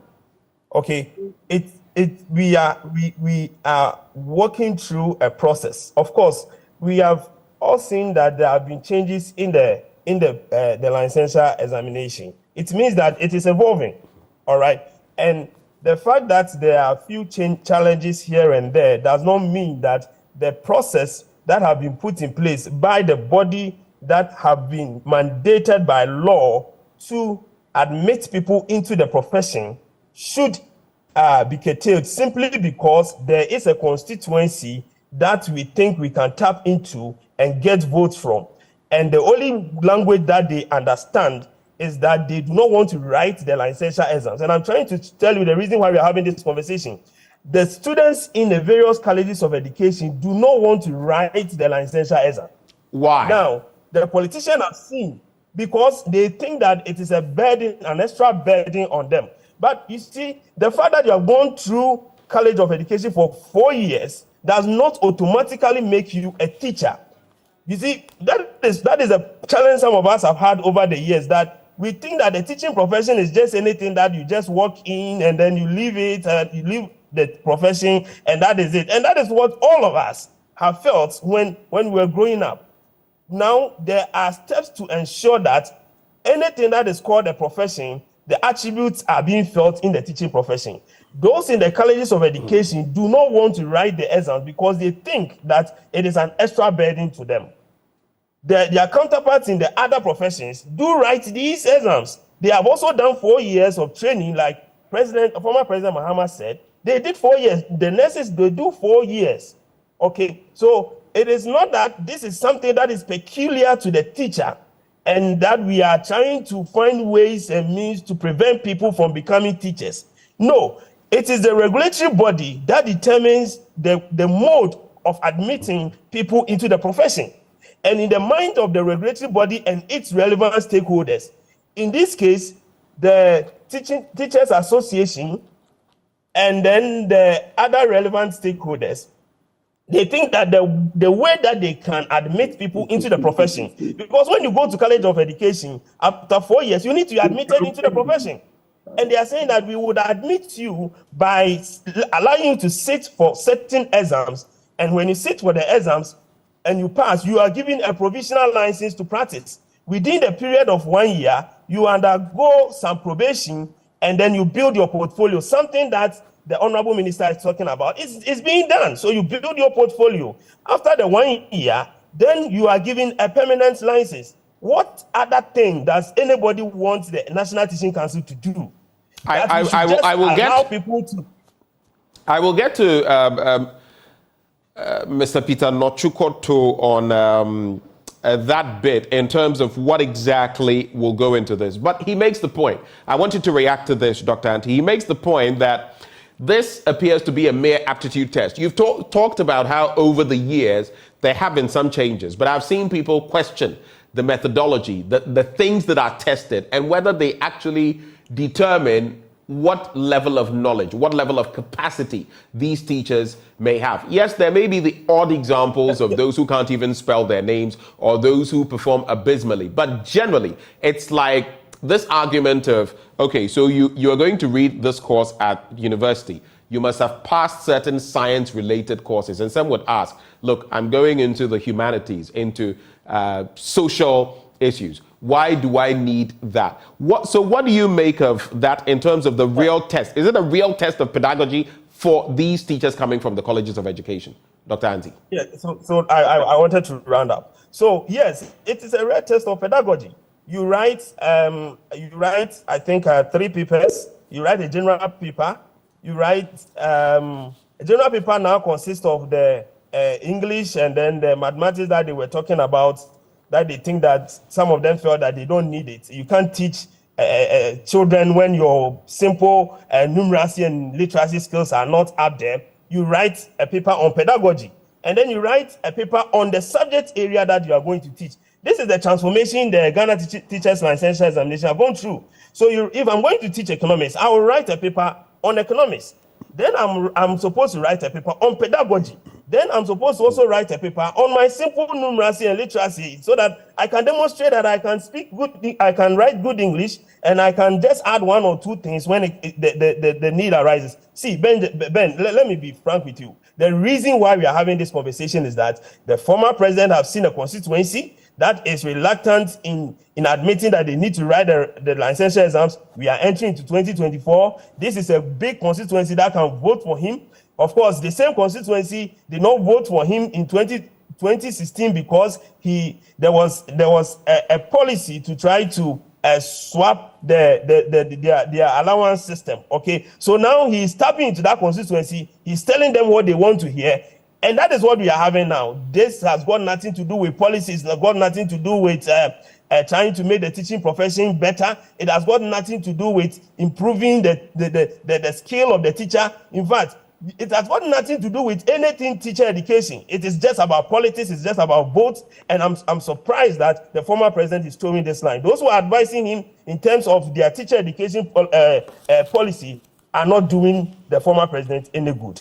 So in summary, what you're saying is, if you look at the 2016 election and some of the promises that were made from the other side, teachers allowance, nurses allowance, and all that fed into a wave.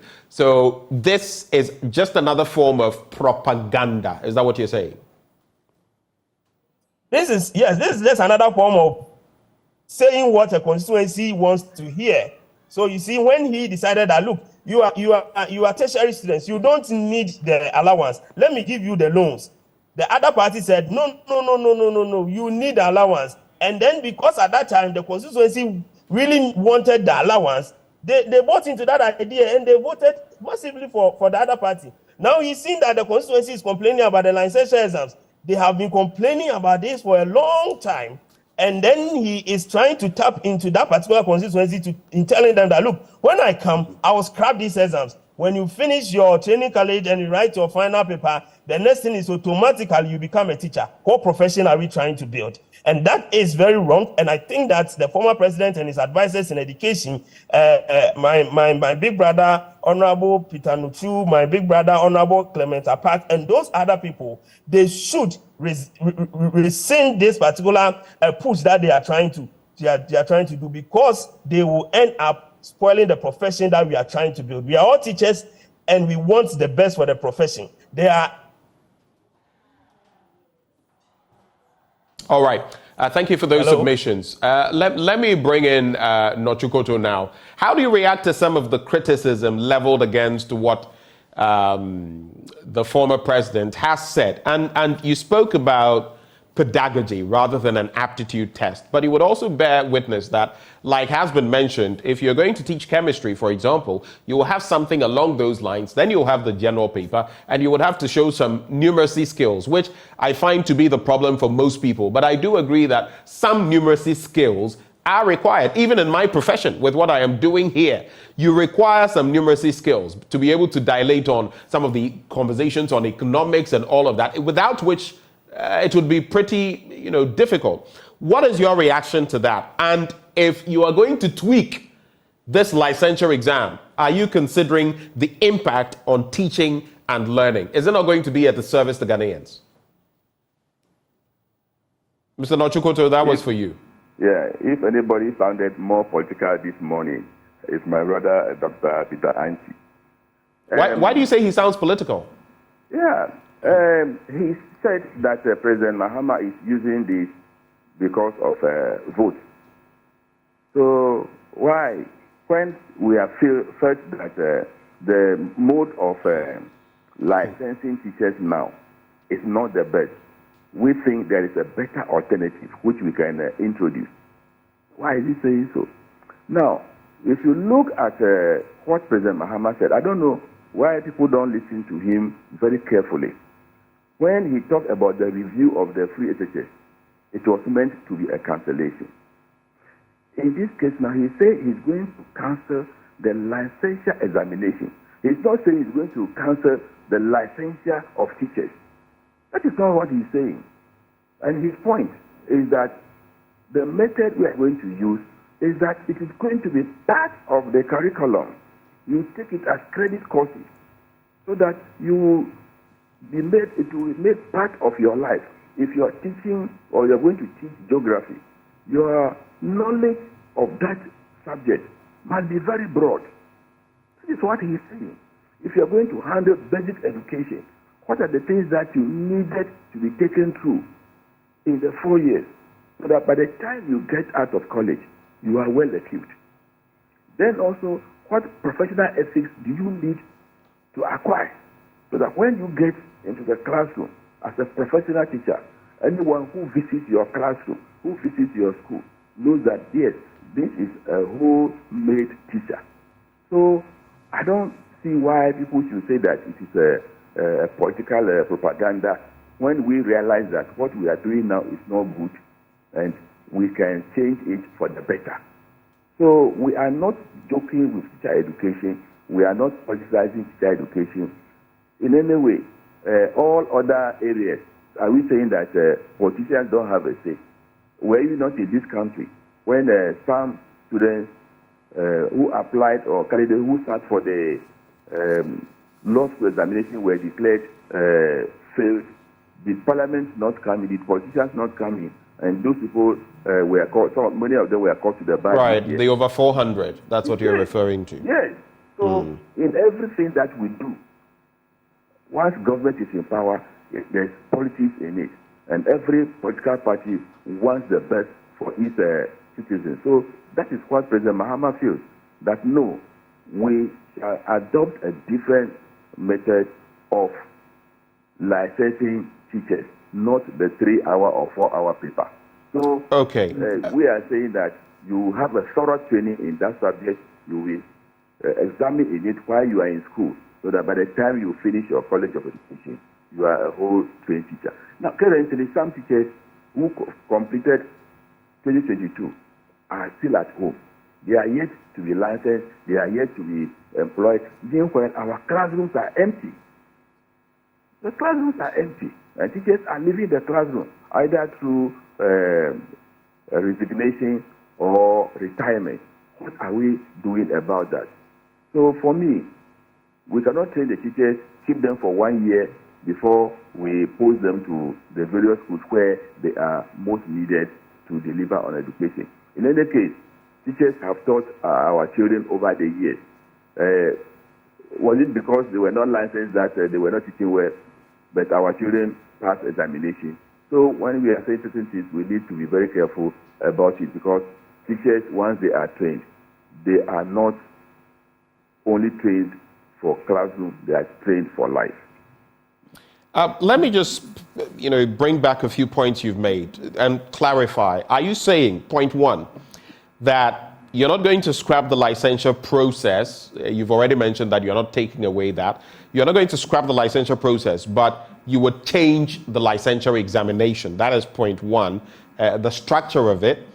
Then you also talk about focus from the colleges of education. So in other words, what I understand is that you are saying right from the colleges of education, there will be some specificity, focus, so that if you think you're going into chemistry, if you think you're going into geography, there's enough done to broaden your knowledge from that aspect. Is that what you're saying? That is what the president is saying, that as part of the training for you to come out of the College of Education after 4 years, the pedagogy that you are going for, you must excel in it. So there must be efforts to make sure that you are good in that. And you but is that not already being done to some degree in the colleges of education? Yes, but the emphasis we are saying now is that you are going to handle a subject, or you're going to do basic education, primary education, or secondary education, or whatever. The emphasis we are laying on it is that we want you to be pedagogically equipped in that particular area, so that when you come out and you have done very well, you have passed all your faculty examinations, then you'll be awarded the license to go and teach. That is all we are about. Not that you go and write a 3-hour paper. And as part of that, you must, classroom management, assessment of students, all these are things that the teacher must be taken through whilst in college. So you pass your academic paper, then you do your professional examination also as well. So that when you come out, the numeracy, the literacy, the subject content, we feel that you are okay. So this is the pathway we want to take. So nobody should misunderstand President Mahama that he's coming to cancel licensure. No, he's changing the modalities. That is what is important for everybody to understand. Okay, so Larry, it is the modalities that are changing. You've already expressed your thoughts, but there are some other questions that are, arising that I want to run by both you and Peter.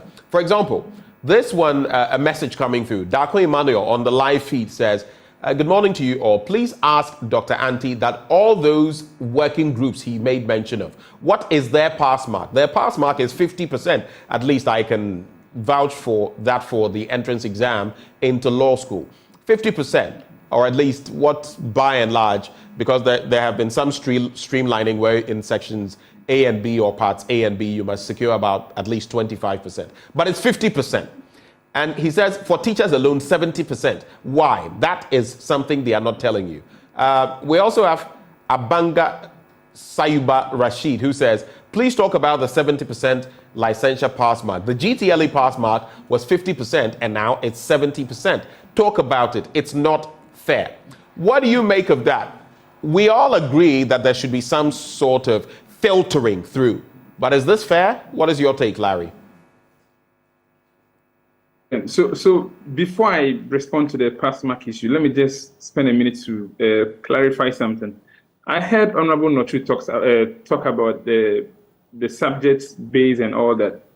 But you see, the reforms that have taken place over the years in our education system are already addressing the things that Honorable Nochu has mentioned. When you go to our colleges of education today, everyone is going through training based on their area of study. So the things he mentioned, Bachelor of Education in junior high or secondary or primary, that is already happening.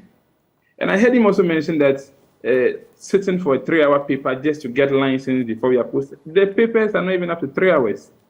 The maximum time for a paper is he did mention 2 to 3 hours. That's what he said. He didn't categorically say 3. The maximum duration for a paper is 1 hour 30 minutes. And these are not exams that students, after going through training for 4 years, you have so much difficulty in writing. Now, back to the issue of the pass mark. Yes, you cited an example of the law school where it's 50% pass mark. I think the pass mark issue is currently what is even delaying the exams that was written in September. There were proposals that they wanted to raise the pass mark to 70%. But the leadership of the students also made an appeal to government through the Honorable Minister for Education that they want it reversed back to the 50%. I think the minister has held some consultations with all parties involved, and they are currently considering that. I don't want to be the one to spill the beans out, but I think where the discussions are leading to is likely to reverse back to the 50%. We have to wait for probably a while to hear the final confirmation from the minister or any other relevant agency that has to inform us about that. But in a whole, the example Honorable Nochu cited about the fact that some few years ago, the law students who failed, about the 400 who failed, I'm not sure that led to the discussion that they should scrap the entrance exams to the law school. And but you see, sometimes, but they have been serious. Just because you're going down that road, there have been serious concerns about the entire process of. Listen, even in the legal space, if people go through certain institutions, guaranteed certified by the systems, the powers that be, in terms of dispensing legal education. I mean, back in the day, when we produce the same lawyers today, the older ones that we see, the stock, who think they are the best in the system, and maybe rightly so, they didn't have to go through those. You went through the University of Ghana and directly you went to law school. Did it water down the quality of those lawyers? So that is a different road to go down, because it's an entirely it's a convoluted conversation. That's very true. Larry, I can hear you. Go ahead. Hello, Larry. It's unfortunate. We have a network issue. I'll come back to Larry, but let me go to Dr. Anti on the same point. The pass mark, among others, they feel this is getting up to their eyebrows. How do you feel about it? 70%. Yes, I think I was informed about this some months ago. You see, we should not miss the argument. If it is about a pass mark, we can have an argument about it. If it is about recruiting people after they have been licensed, we can talk about that. The point today we are talking about is that the former president is saying that the examination that have been introduced by the regulatory body that is mandated to admit people into the profession is something that is a nuisance and would be scrapped.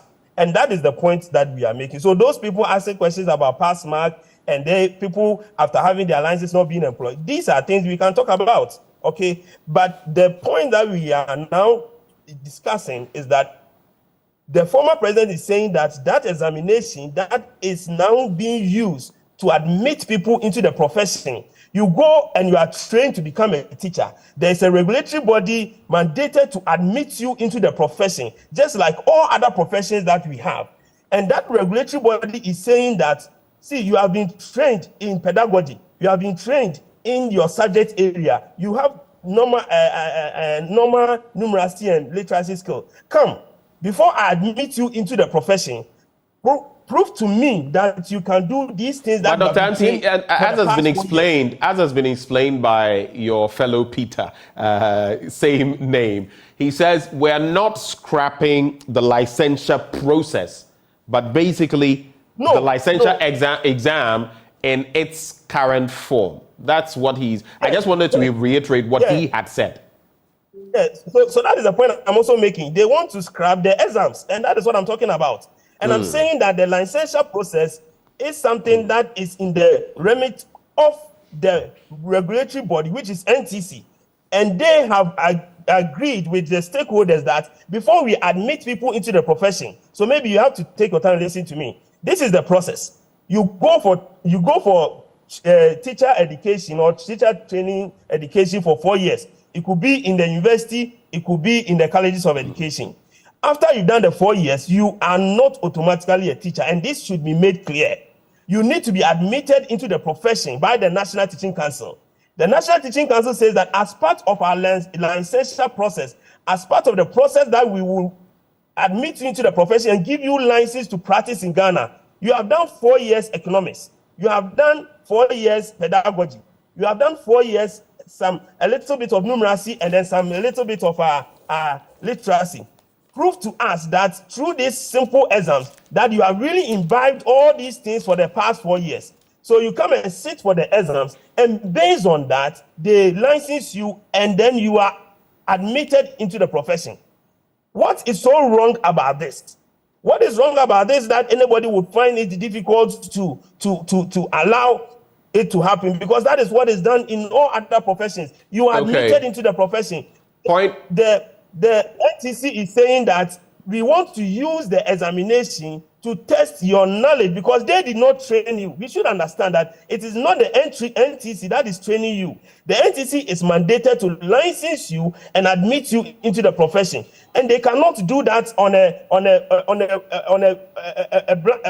open blanket pace. they want to put in measures to ensure that they are admitting people who really possess the pedagogy. Okay, really so your point, I think your point has been made and it's reiterated. I just wanted your quick take because people were talking about it as well. Do you feel the 70% pass mark is too high? And very quickly on this, because we're wrapping the conversation. Is it too high? It's outrageous.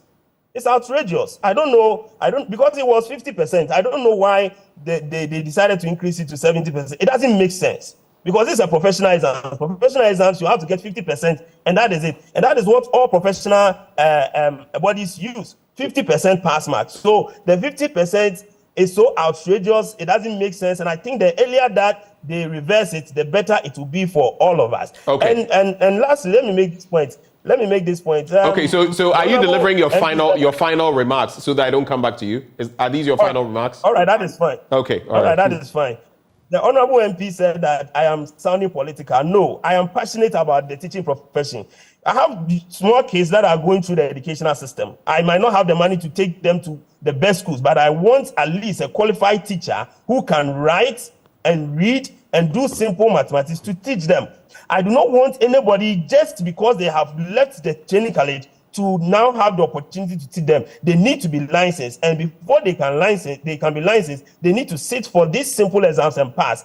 And that is why I'm passionate. It is not about politics. It is they that want to take political advantage of something that a group of people feel is not needed, and that is what they are doing. But me, I am just pushing a policy that will help the future generation and also protect the teaching profession, the profession that we all belong. Okay, Dr. Anti, we're going to have to sew it up.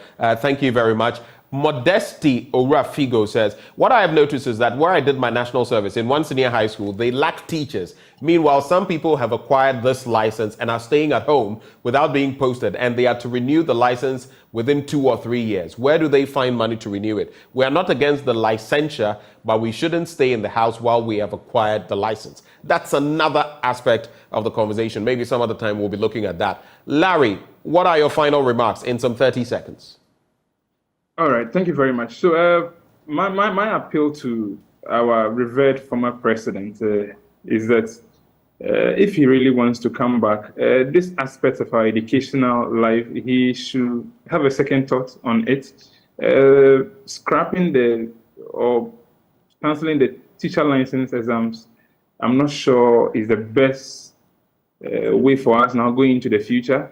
We are certainly doing something right. That is why a country like UK will accept teachers from Ghana without even allowing them to write any exams again. And we must get this clear.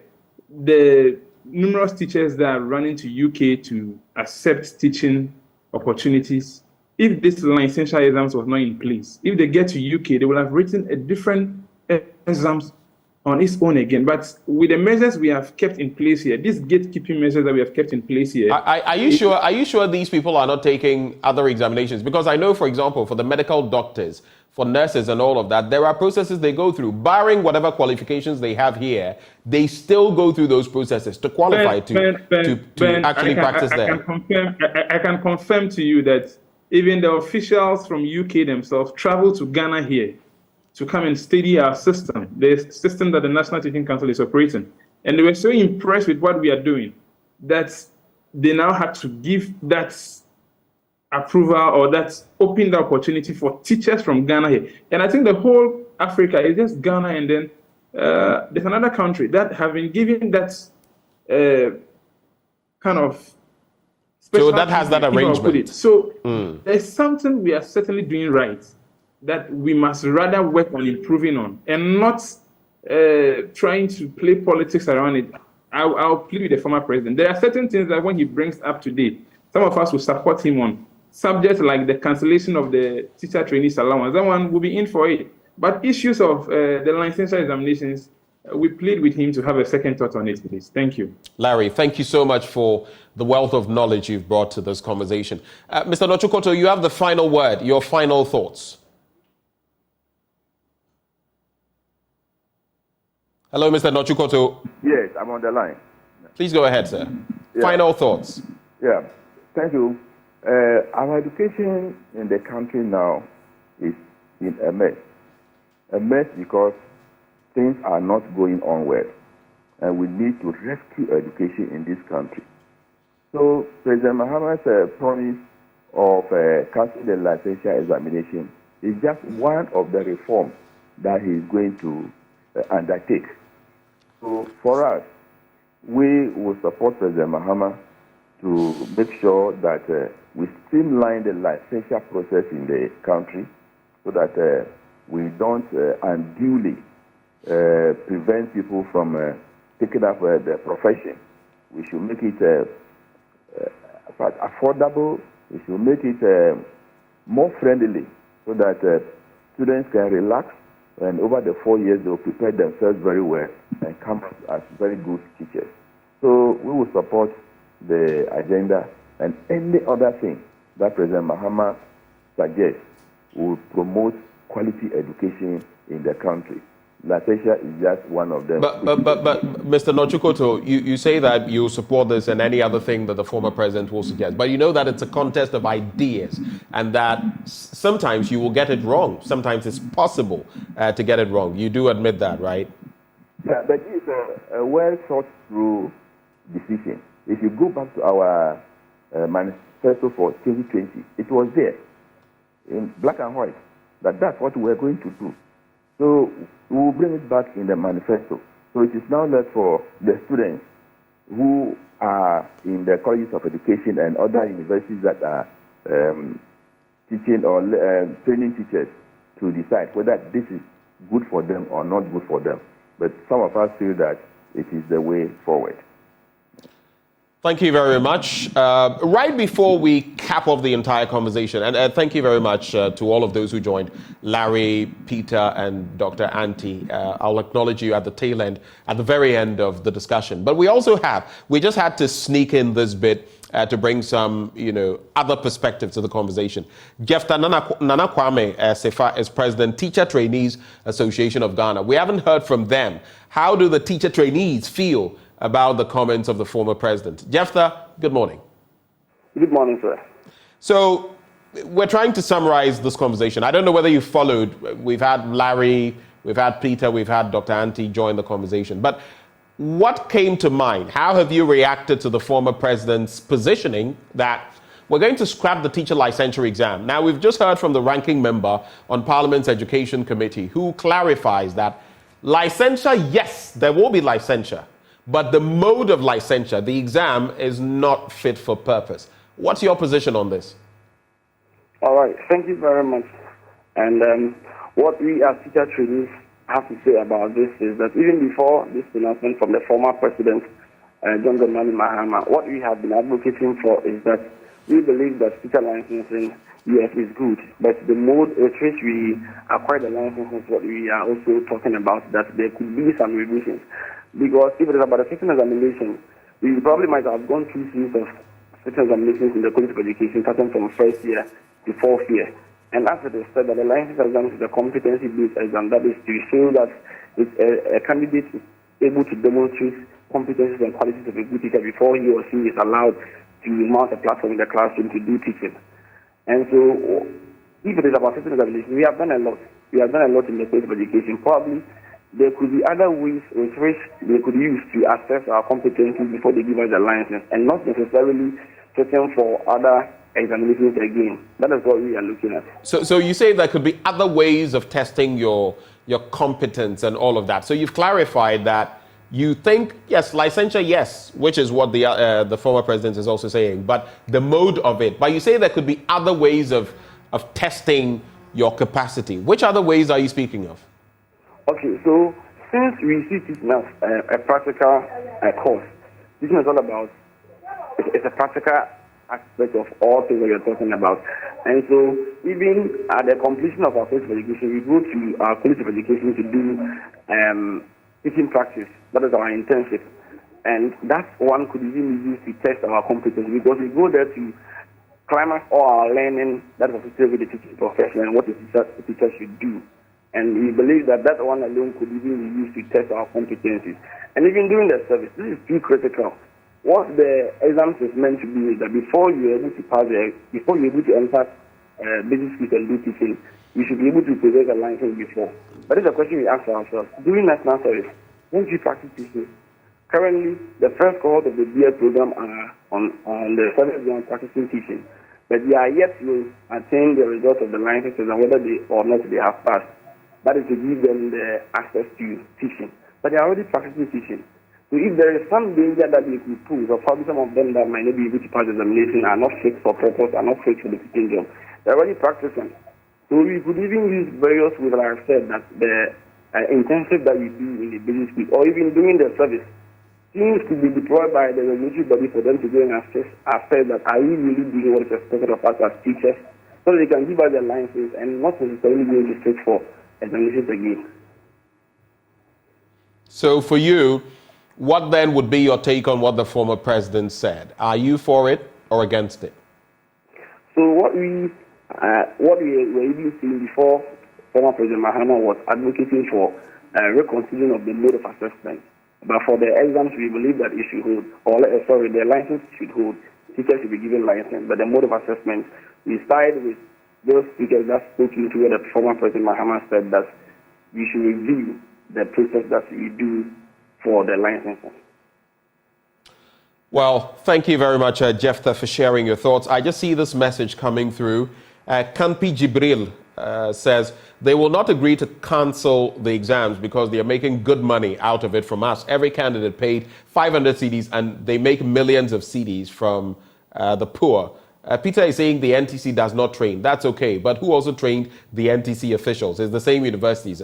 It's unfortunate. Well, this conversation could go on, but taking away any political lenses, I feel we should do what is best for our country and for our education. Because guess what? Without education, without proper education, it's going to be pretty problematic for us. So those who joined the conversation, Larry K. Agbado, editor, Teacher Education Journal, Peter Nochu, Koto, ranking member, Parliament's Education Committee, as well as Dr. Peter Anti, Executive Director, Institute for Education Studies, together with Jephthah Nana Kwame Sefa, President, Teacher Trainees Association of Ghana. Now, coming up next on the AM show today, Joy News and an amalgam of professional bodies present a public speaking event on a common manifesto for our common future. We'll be speaking to Mr. Yawan Sako, I beg your pardon, and we'll be hearing from what exactly the plan is for this dialogue, what it seeks to achieve, and what we can expect in the coming days. That conversation up next on the AM show. Do stay.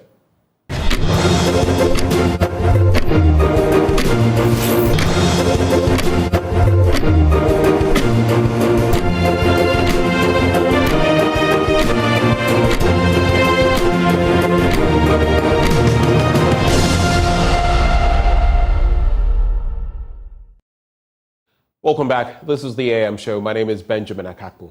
A common manifesto for our common future. Of course, we need that. And that is why Joy News, collaborating with an amalgam of other groupings, is coming your way with this public lecture. The likes of Michael Koto, Akosua Bame, and David Ofosu-Dotte are the speakers we've lined up for this event. Of course, talking about where we are going as a country and where we want our ship to eventually dock. But to help throw some light on all of this, we have joining us Yaw Nsakwo. He's a known face. He's been speaking a lot in recent times on the dynamics of Ghana and where we're headed. Mr. Nsakwo, a very good morning to you. Thank you for joining the conversation. Good morning, and thank you for having me. Great. Now, this is a bit of a novelty, though it technically isn't, because we've had a series of such in the past. But why this public lecture? What is the reasoning behind this at this point in time? Well, you use the word reasoning. Democracy itself, Professor Amartya Kumar Singh, the Nobel laureate, described as public reasoning. A huge part of what makes democracy able to deliver development is that through public reasoning, there's the scrutiny of those who are in office, and those who are being governed are also able to channel what they feel should be the priorities. So what the amalgam is trying to do is really to create channels in addition to the many others who are involved in creating channels for such public reasoning to happen. And the public lecture is just one article of that expression. And of course, we have this coming up at the British Council. But I'd like to find out, looking at the speakers that we have lined up, Michael Koto, someone I know personally, Akosia Bame as well, someone I know personally. What would you say are the crucial areas they are going to be addressing when they take the stage in a few days to come? I think the first thing is to say that David Ofosu-Dorte is the main speaker. That needs to be established clearly. Indeed, he is. Yes, Michael and Akosia are panelists. Well, all the people you have mentioned are very distinguished personalities in their own right. They are great achievers in their own respects, in their chosen areas of endeavor. David is a well-known personality on the Ghanaian landscape, as I understand it, very highly respected, independent-minded. He's also a very experienced and a world-class entrepreneur in terms of his exposure. He does business in international circumstances in many countries of the world, and therefore has perspectives on how to manage the productive forces in society in order to create the prosperity that we all long for, so we can share that prosperity equitably and improve livelihoods. And what he will be sharing are some of his ideas on themes that we should be thinking about as we carve out development pathways for the future of our society. You yourself have espoused your own thoughts on some of these matters. You've had some of these public lectures. How excited are you that we have other people of such consequence also joining the fray and sharing their thoughts on these matters? And what are you hoping is going to be the impact of these lectures? If they were not going to attain anything, we wouldn't be organizing them. So what are your expectations when all is said and done?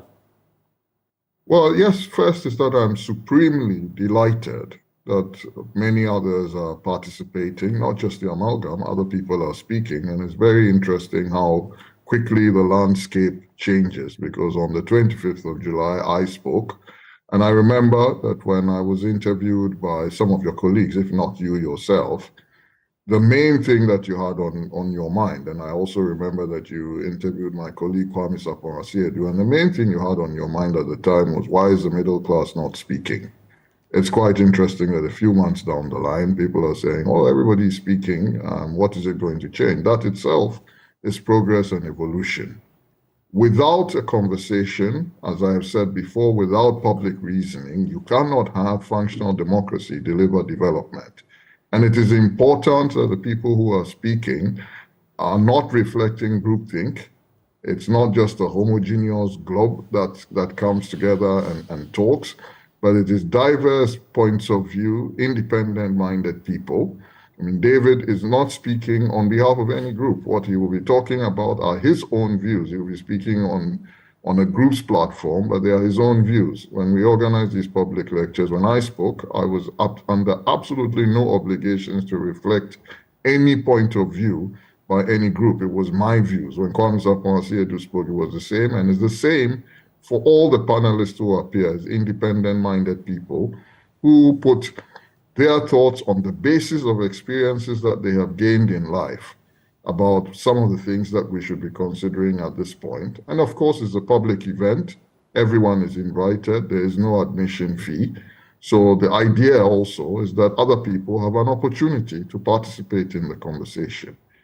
Now, the instrumentality of conversation to the growth of society and to the growth of democracy and development, I do not believe that I need to sit here and underline it all. It is crucial that as part of our civic responsibility, we all participate in these conversations, and this is just one platform to do that. It is interesting that you speak of that civic responsibility. All of us are involved, and all of us indeed end up shaping the course of our country. I was going to ask about who could participate, but you've already answered that question. What I am concerned about, though, is it a hybrid event so that there's going to be a virtual aspect of it that people can join in? Is that available? Yes, it is a hybrid event. As you can see from the flyer that you have put up, there's a QR code there, and the QR code links you to be able to access all the ones that we have held before. People have called in from all over the world, especially all other places in Africa and so on. So yes, it is a hybrid event. I will be dialing in myself, so it needs to be hybrid in order for me to be able to participate. But that's how we have run it. Sometimes even the panelists have dialed in and have not been physically present, although on this occasion they'll all be present. So let's all look forward to that, a common manifesto for our common future. One of the things that has been said time without number, time and again, is that we have these political parties throwing manifestos left, right, center, forward, backward. But do they reflect really where we want to go as a country? And that's why you ought to partake in this event and contribute as well as we shape the way forward. The D-Day, of course, November the 28th. It's a Tuesday, and the start time, 6:30 p.m. The main speaker, David Ofosu-Dorte, other panelists, Michael Koto and Akosi Abame, our very own Evans Mensah, will chair that event. Any final words, Mr. Nsako? No, I'll just say it's a rare honor that David has agreed to do this. He is, by any definition, any criteria on development matters and many other matters. You know, professionally, he's a lawyer. He's a distinguished thought leader. And it's a very high caliber, even if I say so myself, assembly of panelists. And you have your colleague, the distinguished Evans Mensah. So I think that it will be a tremendously useful event. But at the end of the day, what we are looking for is that all of this discussion, all of this conversation leads to improved livelihoods. And if there's someone who is qualified to share perspectives on that, definitely David qualifies. So I encourage everybody to either dial in or attend physically if you're able to get to the British Council Hall. All right. Thank you very much, Mr. Nsako, and thanks for holding high the flag of Ghana. Mr. Nsako, they're speaking about that public lecture coming your way on November the 28th. It's a Tuesday, 6:30 p.m., British Council. Like he said, it's both virtual and physical. Whichever way you'd like to participate, be there, partake in it, and let's all shape Ghana for better.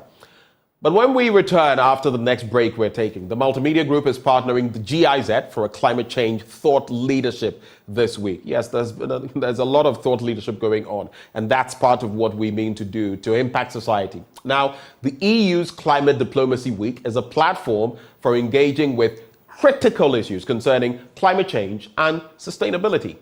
As part of this year's event, the EU presents a panel discussion that delves into the vital topic of building climate change adaptation capacity at the very least level, the micro level, farmer level. We'll be telling you more about that as we engage our guests later on the show.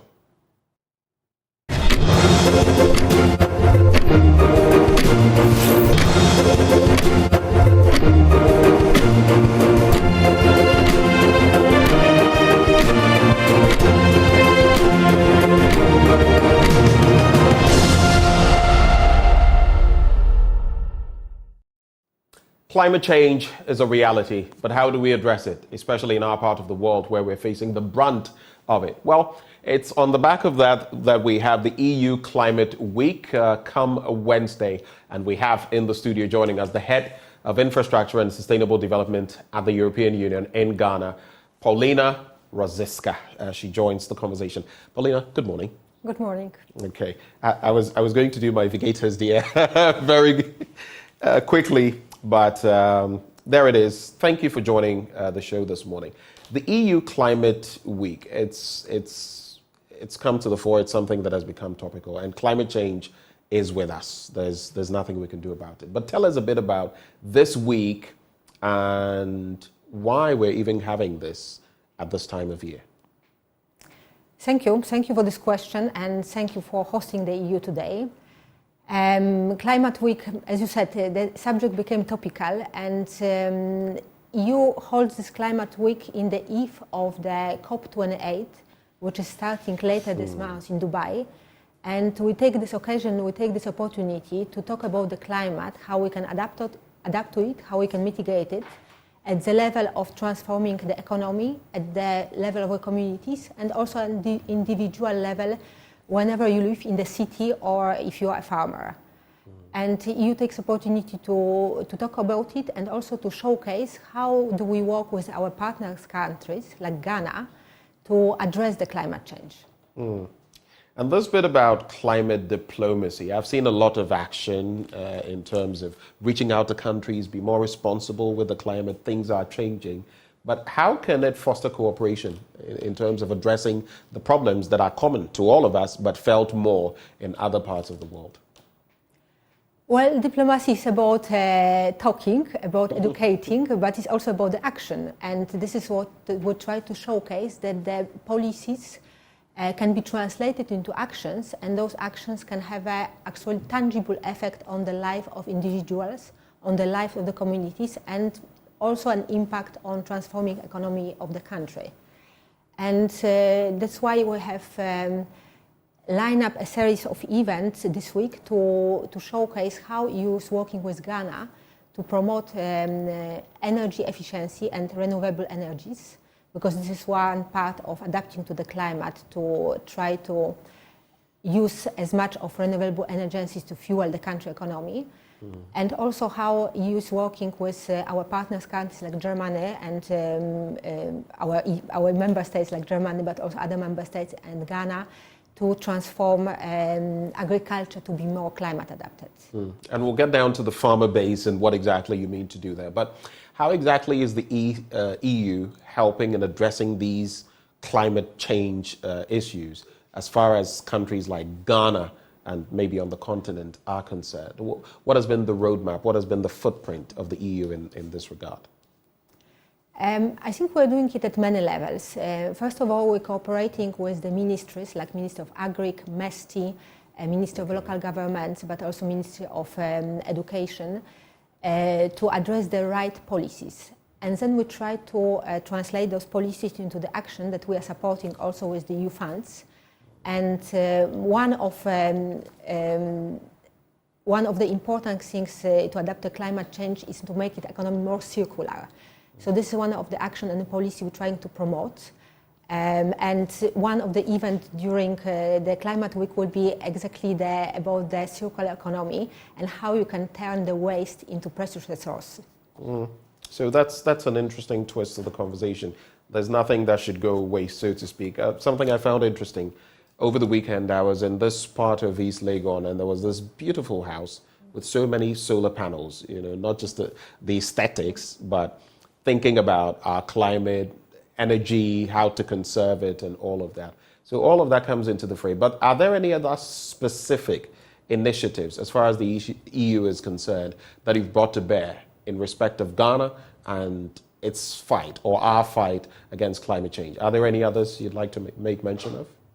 Yes, definitely. You mentioned solar panels. We work with France in the framework of the SUNREF, which is a fund for loans for the medium and small enterprises, which is being disbursed currently via two commercial banks, GCBC and the Coal Bank, for the medium and small enterprises which would like to tap to the renewable energy sources to help the enterprises. And this is already working. Earlier this year, I have visited an enterprise in the Teshiman region, which was producing nuts. And those enterprises, thanks to the loan from the EU, among others, have replaced a big part of energy via solar panels, and they have reduced the energy bill and also helped the environment. So before we get to what other activities that you have lined up for the week, there's also this interesting perspective. I bring it up whenever there's a conversation on climate change. The GCA, the Global Climate Adaptation, for example, I participated in an event there in the Netherlands. One thing you will realize is that as far as the countries in the global north are concerned, promises have been made to countries in the global south, including countries like Ghana, in respect of support, financial support. That has not exactly been very forthcoming. Can we expect more in the coming years in dealing with climate change? Is that something we can look forward to? What do you think? I think it's a very good subject for the COP, and this is a very good subject for the COP to answer it, because this is the international conference where the countries in the north, as you said, will be speaking together with the countries in the south. But I think I would like to focus more on what we're doing here concretely in Ghana, in in the cities of Ghana, but also in the agricultural areas of Ghana, and how it impacts concretely the communities. And for those big subjects, which is fascinating, I would prefer to wait for the results of this year COP28. All right, so I think COP26 was in Glasgow, then we had the other one in Egypt, and now we're going to Dubai.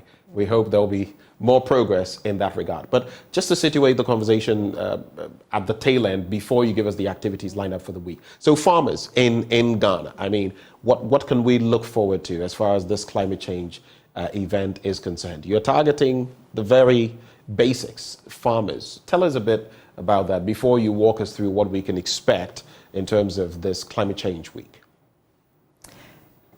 Well, EU already since a long time promote the type of agriculture which will conserve the soil and conserve water, and also use the organic fertilizer and even organic pesticides, which are better for the human health and also better in terms of having the agriculture sustainable on the long term. I mean, I think we show evidence also in our countries where the chemical fertilizers have simply depleted the soil. And I think that we would like to learn from it, from this bad example, and promote elsewhere something which will sustain the agriculture for the longer time. And I think we have very good example already in the Upper West, where we are working with the GIZ, how the conservation agriculture can be applied to have better yields over the longer time period. And that's an interesting perspective. It's something that we'll be looking forward to seeing how we can maximize moving forward. But in terms of the activities lined up for this week, what can you share with us? I touch upon circular economy, and we have a great example to see how the circular economy can work in practice. This week we will be opening in the La Madina district, and you can give me the full name because it's Lankankak Madina. Madina? Yes. The Madina district? Yes, in Madina, north of Accra. Okay, right. A small plant, which is actually not so small, which is turning the coconut waste into commercially viable products. Okay. So the project, this is a community-based project with the organization of Terat and the district assembly of Madina. They have organized the value chain of waste, coconut waste, the thing that we just throw after drinking our coconut water. They take it off from the community, they bring it to the plant, when they transform it into products which can be sold after to the big enterprises, which, for example, do the plant and tree nursery.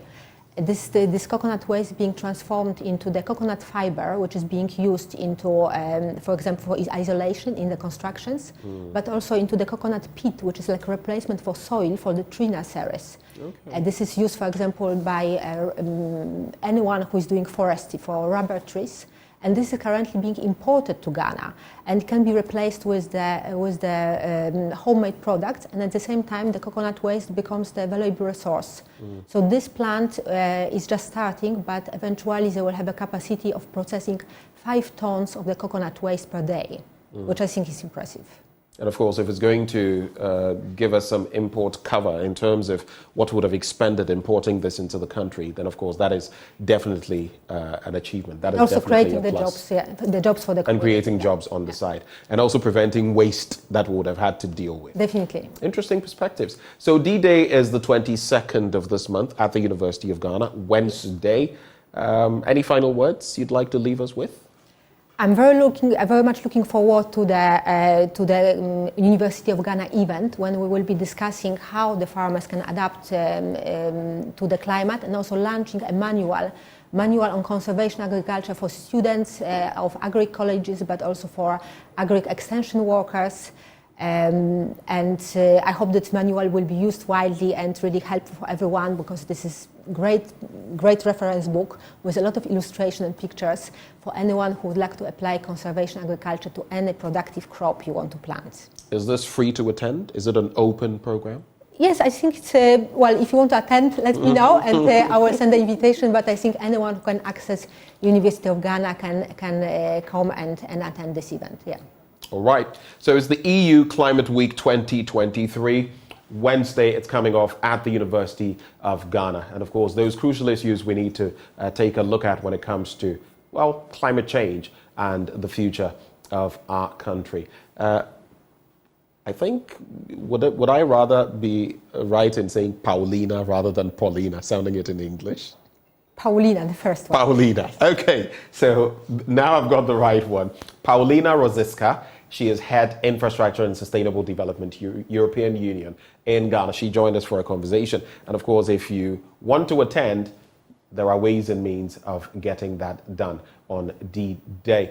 Thank you so much for joining the conversation. Now, stay with us. Up next, we have yet another belt of conversations right before we cap off. And of course, we're going to be getting interactive with you. So stay with us. We'll be right back.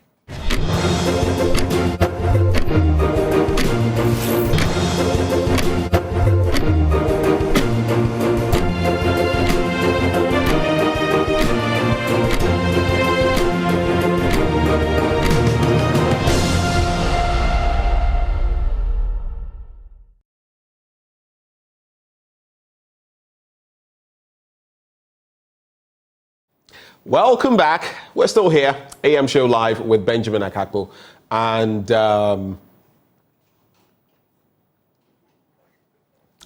we'll be taking your calls in a bit. Our apologies for that little bit. We'll be taking your calls in a bit. But before we do, escape to Royal Cozy Hills Hotel, Drapa, Dubai this Christmas season.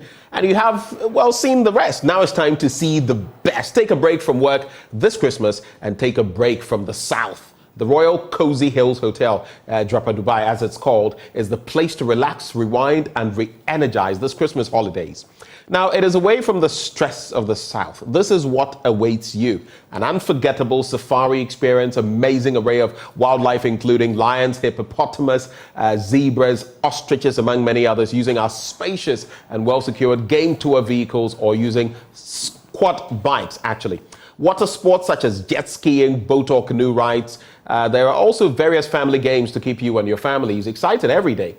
There are also great tourist attractions in the Upper West region, including the Mushroom Rock, Slave Caves, among others. So escape from the South, escape to the North, escape to Royal Cozy Hills Hotel for an unforgettable safari experience this Christmas season and beyond. The numbers to call: 0501 694 280 or 0248 844 463 for reservations or further inquiries now.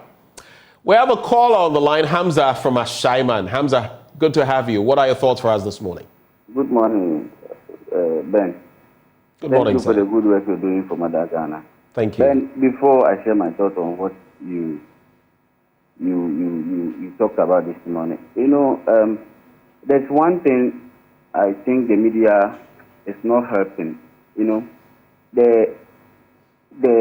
Our current government comes out to say that, in 2017-18, the economy was doing well, and then COVID came and then everything, But it is not like that. We all know that anytime our big brothers come to town, IMF, the economy grows. And in 2017-18, the economy was under an IMF. And so the growth of the economy cannot be, and the current government cannot take credit for the credit for the economy growing. But you allow them sometimes, the media, not only Joy News, other media, you allow them to sit down, talk about they did it in 2017-18 before COVID came. It is not true. You just have to put them, one time I was watching Joy Newsfire, and then they called John Kuma. They were talking about something like that. And then John Kuma was like, when Doomso came, the previous government was, Samson, put him on the spot. No, it's not true. Record shows that NDC dealt with Doomso before he came in. Your work is educative. You educate us, you inform us, and you entertain us. So if you allow these people come to in 2017-18, the economy was going well, it's not true. IMF was in town as at that time. And so the growth of the economy in 2017-18, it's not, okay. MPP knows nothing about it. And so if they come and then they sit down to say, we were doing well before they was, you put them on the spot. We beg you. So thank you for the work you are doing. I appreciate you. Joy News has been my best TV station all the time. I've been here. So thank you, Ben, and my greetings to Benjamin. Benny. All right. Thank you very much, Hamza, for sharing your thoughts with us. In the interim, I'm sure you might need to take a sip of water. I have a recommendation for you. We know water is life, but what water do you consume? Awake is premium purified water treated through a strict purification process to ensure that every bottle on the market refreshes you better. And guess what? Awake has the perfect sizes for all occasions and purposes. 330 and 500 ml bottles to fit your pockets and bags, 750 milliliters for the heavy drinkers, and 1.5 liters for those who always want more, like me. We also have 19-liter jar bottles ideal for homes and offices. So all you have to do now is drink Awake Purified Drinking Water wherever you go. Choose a bottle of Awake Purified Drinking Water today and get quality, top-notch hydration. Awake Purified Drinking Water, one for life. Remember as well, for every bottle you buy, an amount is donated to the National Cardiothoracic Center. It's another quality product by Casa Preco Company Limited. For bulk purchases, just call 0262 351 251. And remember, this advert is FDA approved. We have a caller from Tamale. Is it Rafiu or Rabiu? Rafiu. Rafiu. Good morning, Rafiu. What are your thoughts for us this morning? Yes, good morning, sir. Yes, I'm going to speak on the issue of teacher licensure exam. You're going to speak on? The teacher licensure exam. All right, go ahead. Yes, when you look at what the former president has said. Hello? I can hear you. Go ahead, sir. Yes, when you look at what the former president has said, though there's no need for him to scrap it when he's given the mandate to lead the country. The best that he can do is to bring out different modalities. Maybe the amount, when you look at how they organize it, it's like they're extorting money from people. They don't care whether they are really in to get this thing, what's the name? Productive teachers. So the best that they can do is to bring out new modalities, new ways of writing the exam. I think that would be the best thing for us. All right. Thank you very much for sharing those thoughts with us. You can also share your thoughts with us by calling that number 0302 211 691. 0302 211 691. What are your thoughts? Do share them with us. Let us know. Of course, we've spoken about the teacher licensure exams. We've spoken about the other surrounding matters, a bit on the 2024 budget as well, among the other discussions that we've had, the climate discussion and more. If we can sneak in another call, I guess we'll get ready to wrap. Pablo from Kumasi is on the line. Hello, Pablo. Hey, hello, good morning. Good morning, sir. You sound excited. It's good to hear from you. I just want to say something about the 24-hour economy. Okay, go ahead. Okay. Me sitting down, there is no job right now. I run up and down, there is no job. You thinking that bring you 24 hours, I'll have problem working during the night. I've been sleeping 24 hours. You tell me you don't have any job to do. And some people have already occupied the limited job spaces that are left. Now, we, those that are unemployed, now when that space comes in, I'll be left no option than to what? To go in for the night shift, where I will also be earning something. And they are trying to bring that kind of propaganda to kick against it, and that is like they want to make it look like something that is impossible and what. And there's difference between night economy and 24 economy. The unemployment is very high. We are struggling left and right, no job, nothing. You are just sitting idle. So if that chance is created, at least someone like me will be able to fit into the night space, where we will be able to also earn something at the end of the month. Okay, so for you, it's something you will embrace. Seriously, 100%. Okay, all right. I have a little question for you. There was, I think, something allocated for the victims along the sea defense, some 10 million allocated. I don't know whether you can verify whether those monies will pay to the victims. Those people that were affected by the tidal waves around. There was some is it the 20 million the VRA said it would? No, please. This is about the where they see the tidal waves were disturbing those people along the sea. Oh, okay. All right. Okay, there was some 10 million allocated for them that they were supposed to pay off the victims to compensate them, something like that, 10 million. So now nothing has been done about it. But the money was allocated and it hasn't gotten to the people. All right. Thank you. Thank you for averting our minds to that. Thank you very much. We'll pick our final caller, Moses from Amasaman. Moses, good morning. Oh, my brother, good morning, sir. Good morning. Thank you for joining. Good morning, sir. Hello, good morning. Moses, I can hear you. Good morning. Please go ahead with your thoughts. We say we are building a nation. And anytime your mama brings some this, you start to come and counter and then put it as if it's not something that is going to help Ghanaians. I don't understand. Look at this matter he's talking about, Netherlands. He said you come and review it. What is the problem about that? And secondly, you imagine 24-hour economy that he says is going to be. It's very good. Somebody will close from west before you reach out, maybe 5 o'clock. 5 o'clock, what he is going to buy? 5 o'clock going.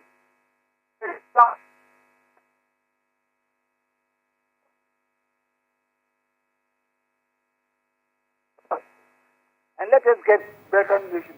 Thank you, sir. All right. Thank you very much for your thoughts. That's how we're going to cap off the conversation today. We're grateful that you've taken the time to join us right here on the AM show. We always do this because of you. We are because you are.